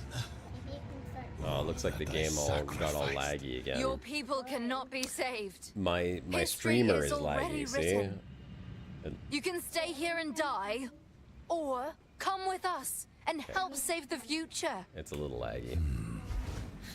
Sorry about the lag, folks, but we did kill the last boss. So here's the lore that we were hoping to see. Best you start talking then. My friend here isn't exactly the peacemaking type. If only there is an ancient weapon. So will you help? I suppose I must. It's settled then. I'm skipping it so that it doesn't spoil it for all of y'all. Go back to the Ziggurat encampment. Something terrible is going to happen. And we finish the act. Now then, it is I'll be time to done start. right now, pal. Activate the About portal. time. We will see about it. Yeah, What is that's the happening? final boss that I'm Begins. fighting on screen. What do we do? Help me get her through the gate!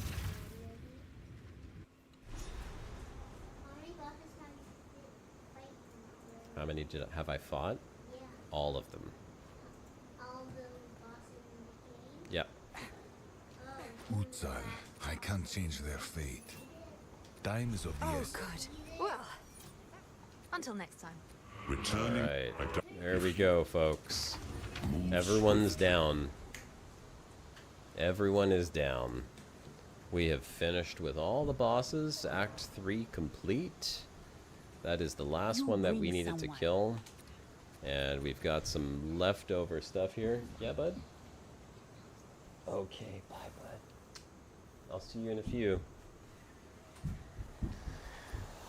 Alright. Let's see. I don't need those, although it is pretty good for evasion.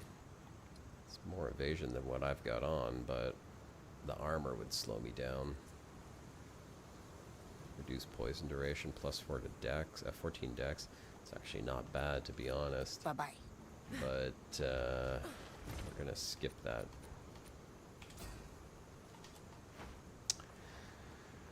And then the last thing we need to do is go Hey, talk to Alva it's a and long say journey. travel to Calgarians King's keep March. Doriani has one piece of an Let's ancient skip weapon this. that can control This is the lore. corruption. These are the cutscenes. The other three pieces. Again, no spoilers, folks. And there we We're have here. it. Guess it's time to wake up. All right. This is it? I am going to stop here. For those of you who stuck around, and I know there's not many of you who are interested in this type of game, but I always appreciate the company and the conversation. So thanks so much for joining in. If anyone's watching this post and you're one of my normal Elite Dangerous fans, you know, it's nice to try something new from time to time, and I hope that you enjoy a little bit of gameplay from Path of Exile. It's a great game. It's got a lot going for it. still not fully finished, but I've enjoyed playing it over the last year or so that it's been out. And I think, you know, in the free time that I have once in a while, I will be playing this a little bit more throughout this league to see what some of the new endgame mechanics are. Excited for next week. We will come back and we'll check out the new ship that's coming to Elite Dangerous. I'll be sure to go check out the Burr Pits news on what else is new coming to Elite Dangerous, so we can continue our normal space-related streams on next Saturday. But for now, again, thanks so much for joining. I'll see you all around. Enjoy the next week, and this is Commander Josh Hawkins signing off. Thanks, Spooky. Thanks, Andy. Great to see you guys. Aquatic.